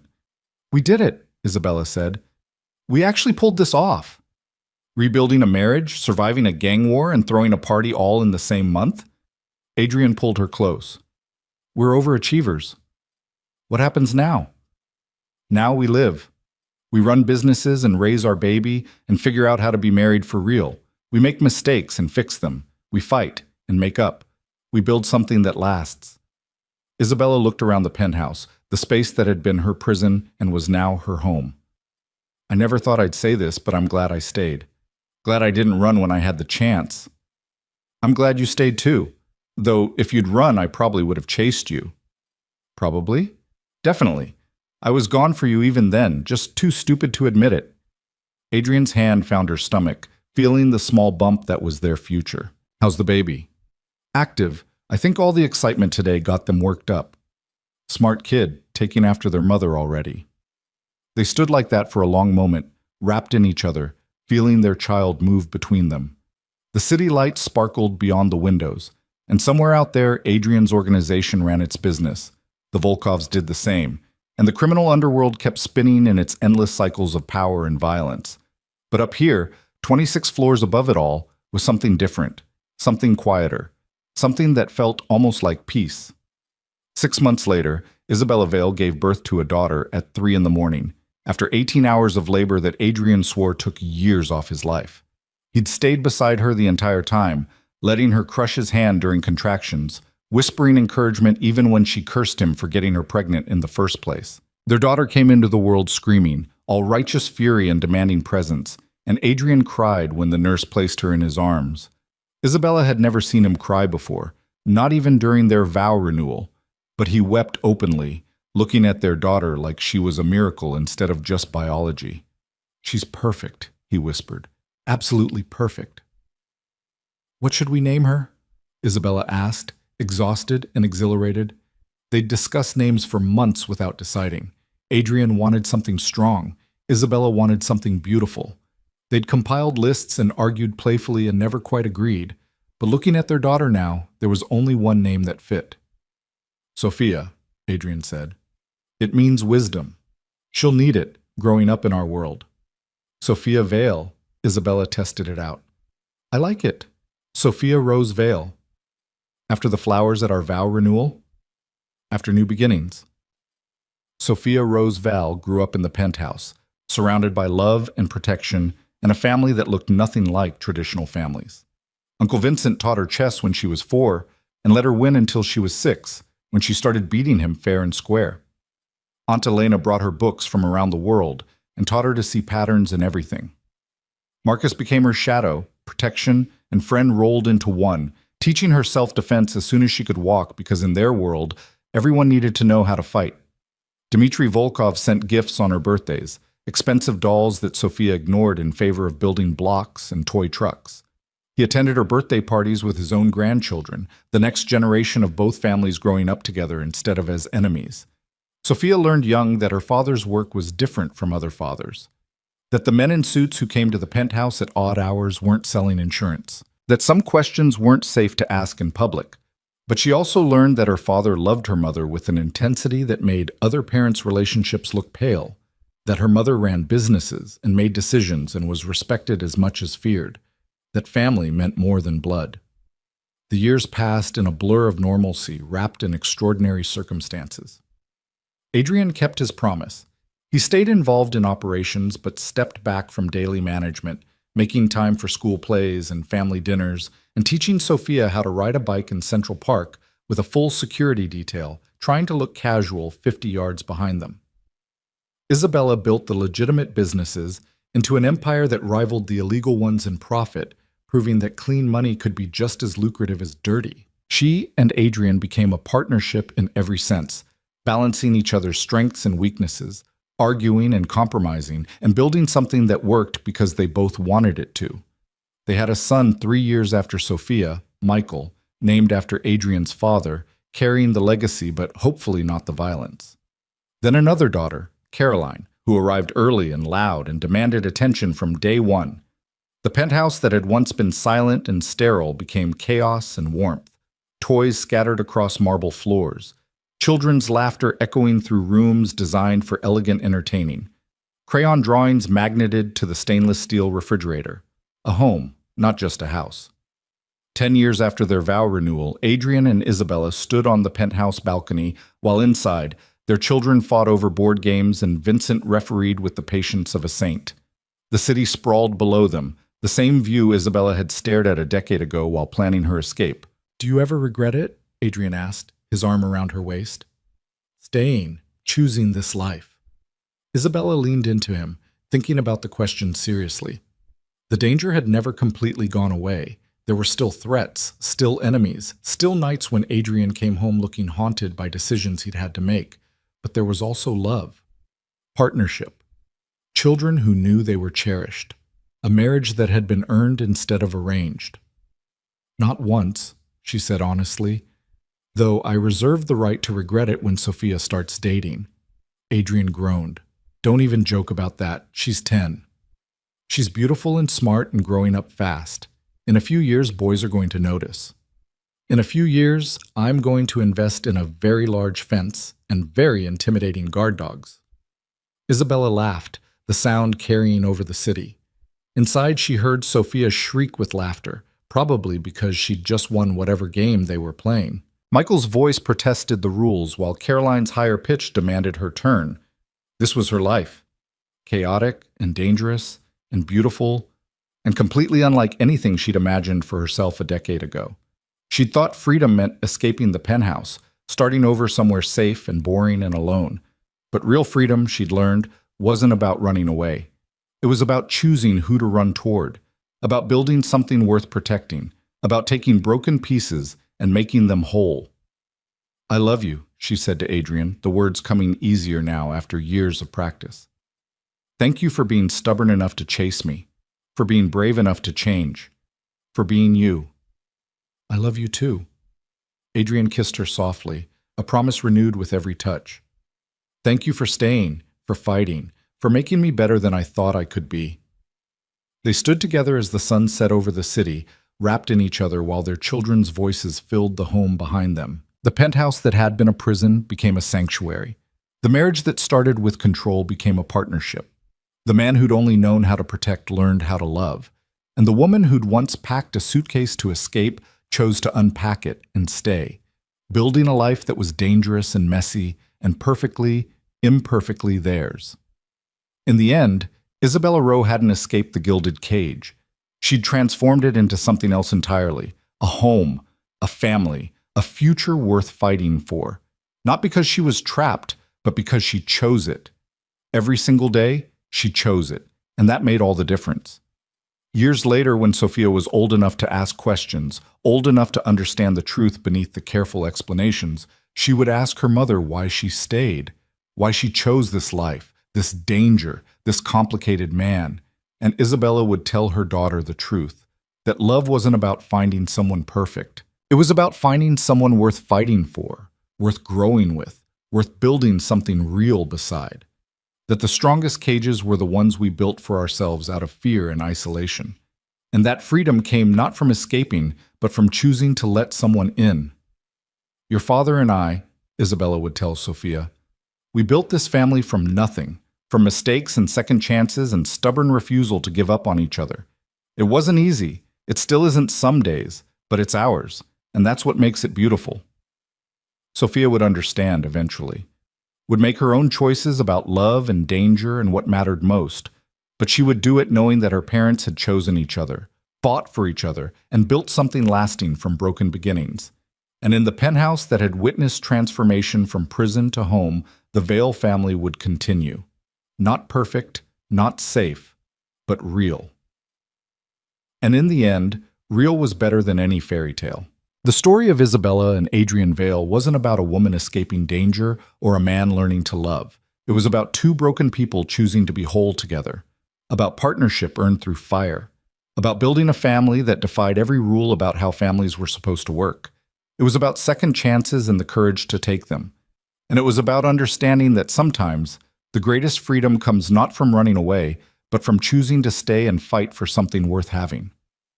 The gilded silence had been broken. In its place was something infinitely more valuable, the beautiful, chaotic noise of a family that chose each other, every day, despite everything. That was their ending, and their beginning, and it was enough.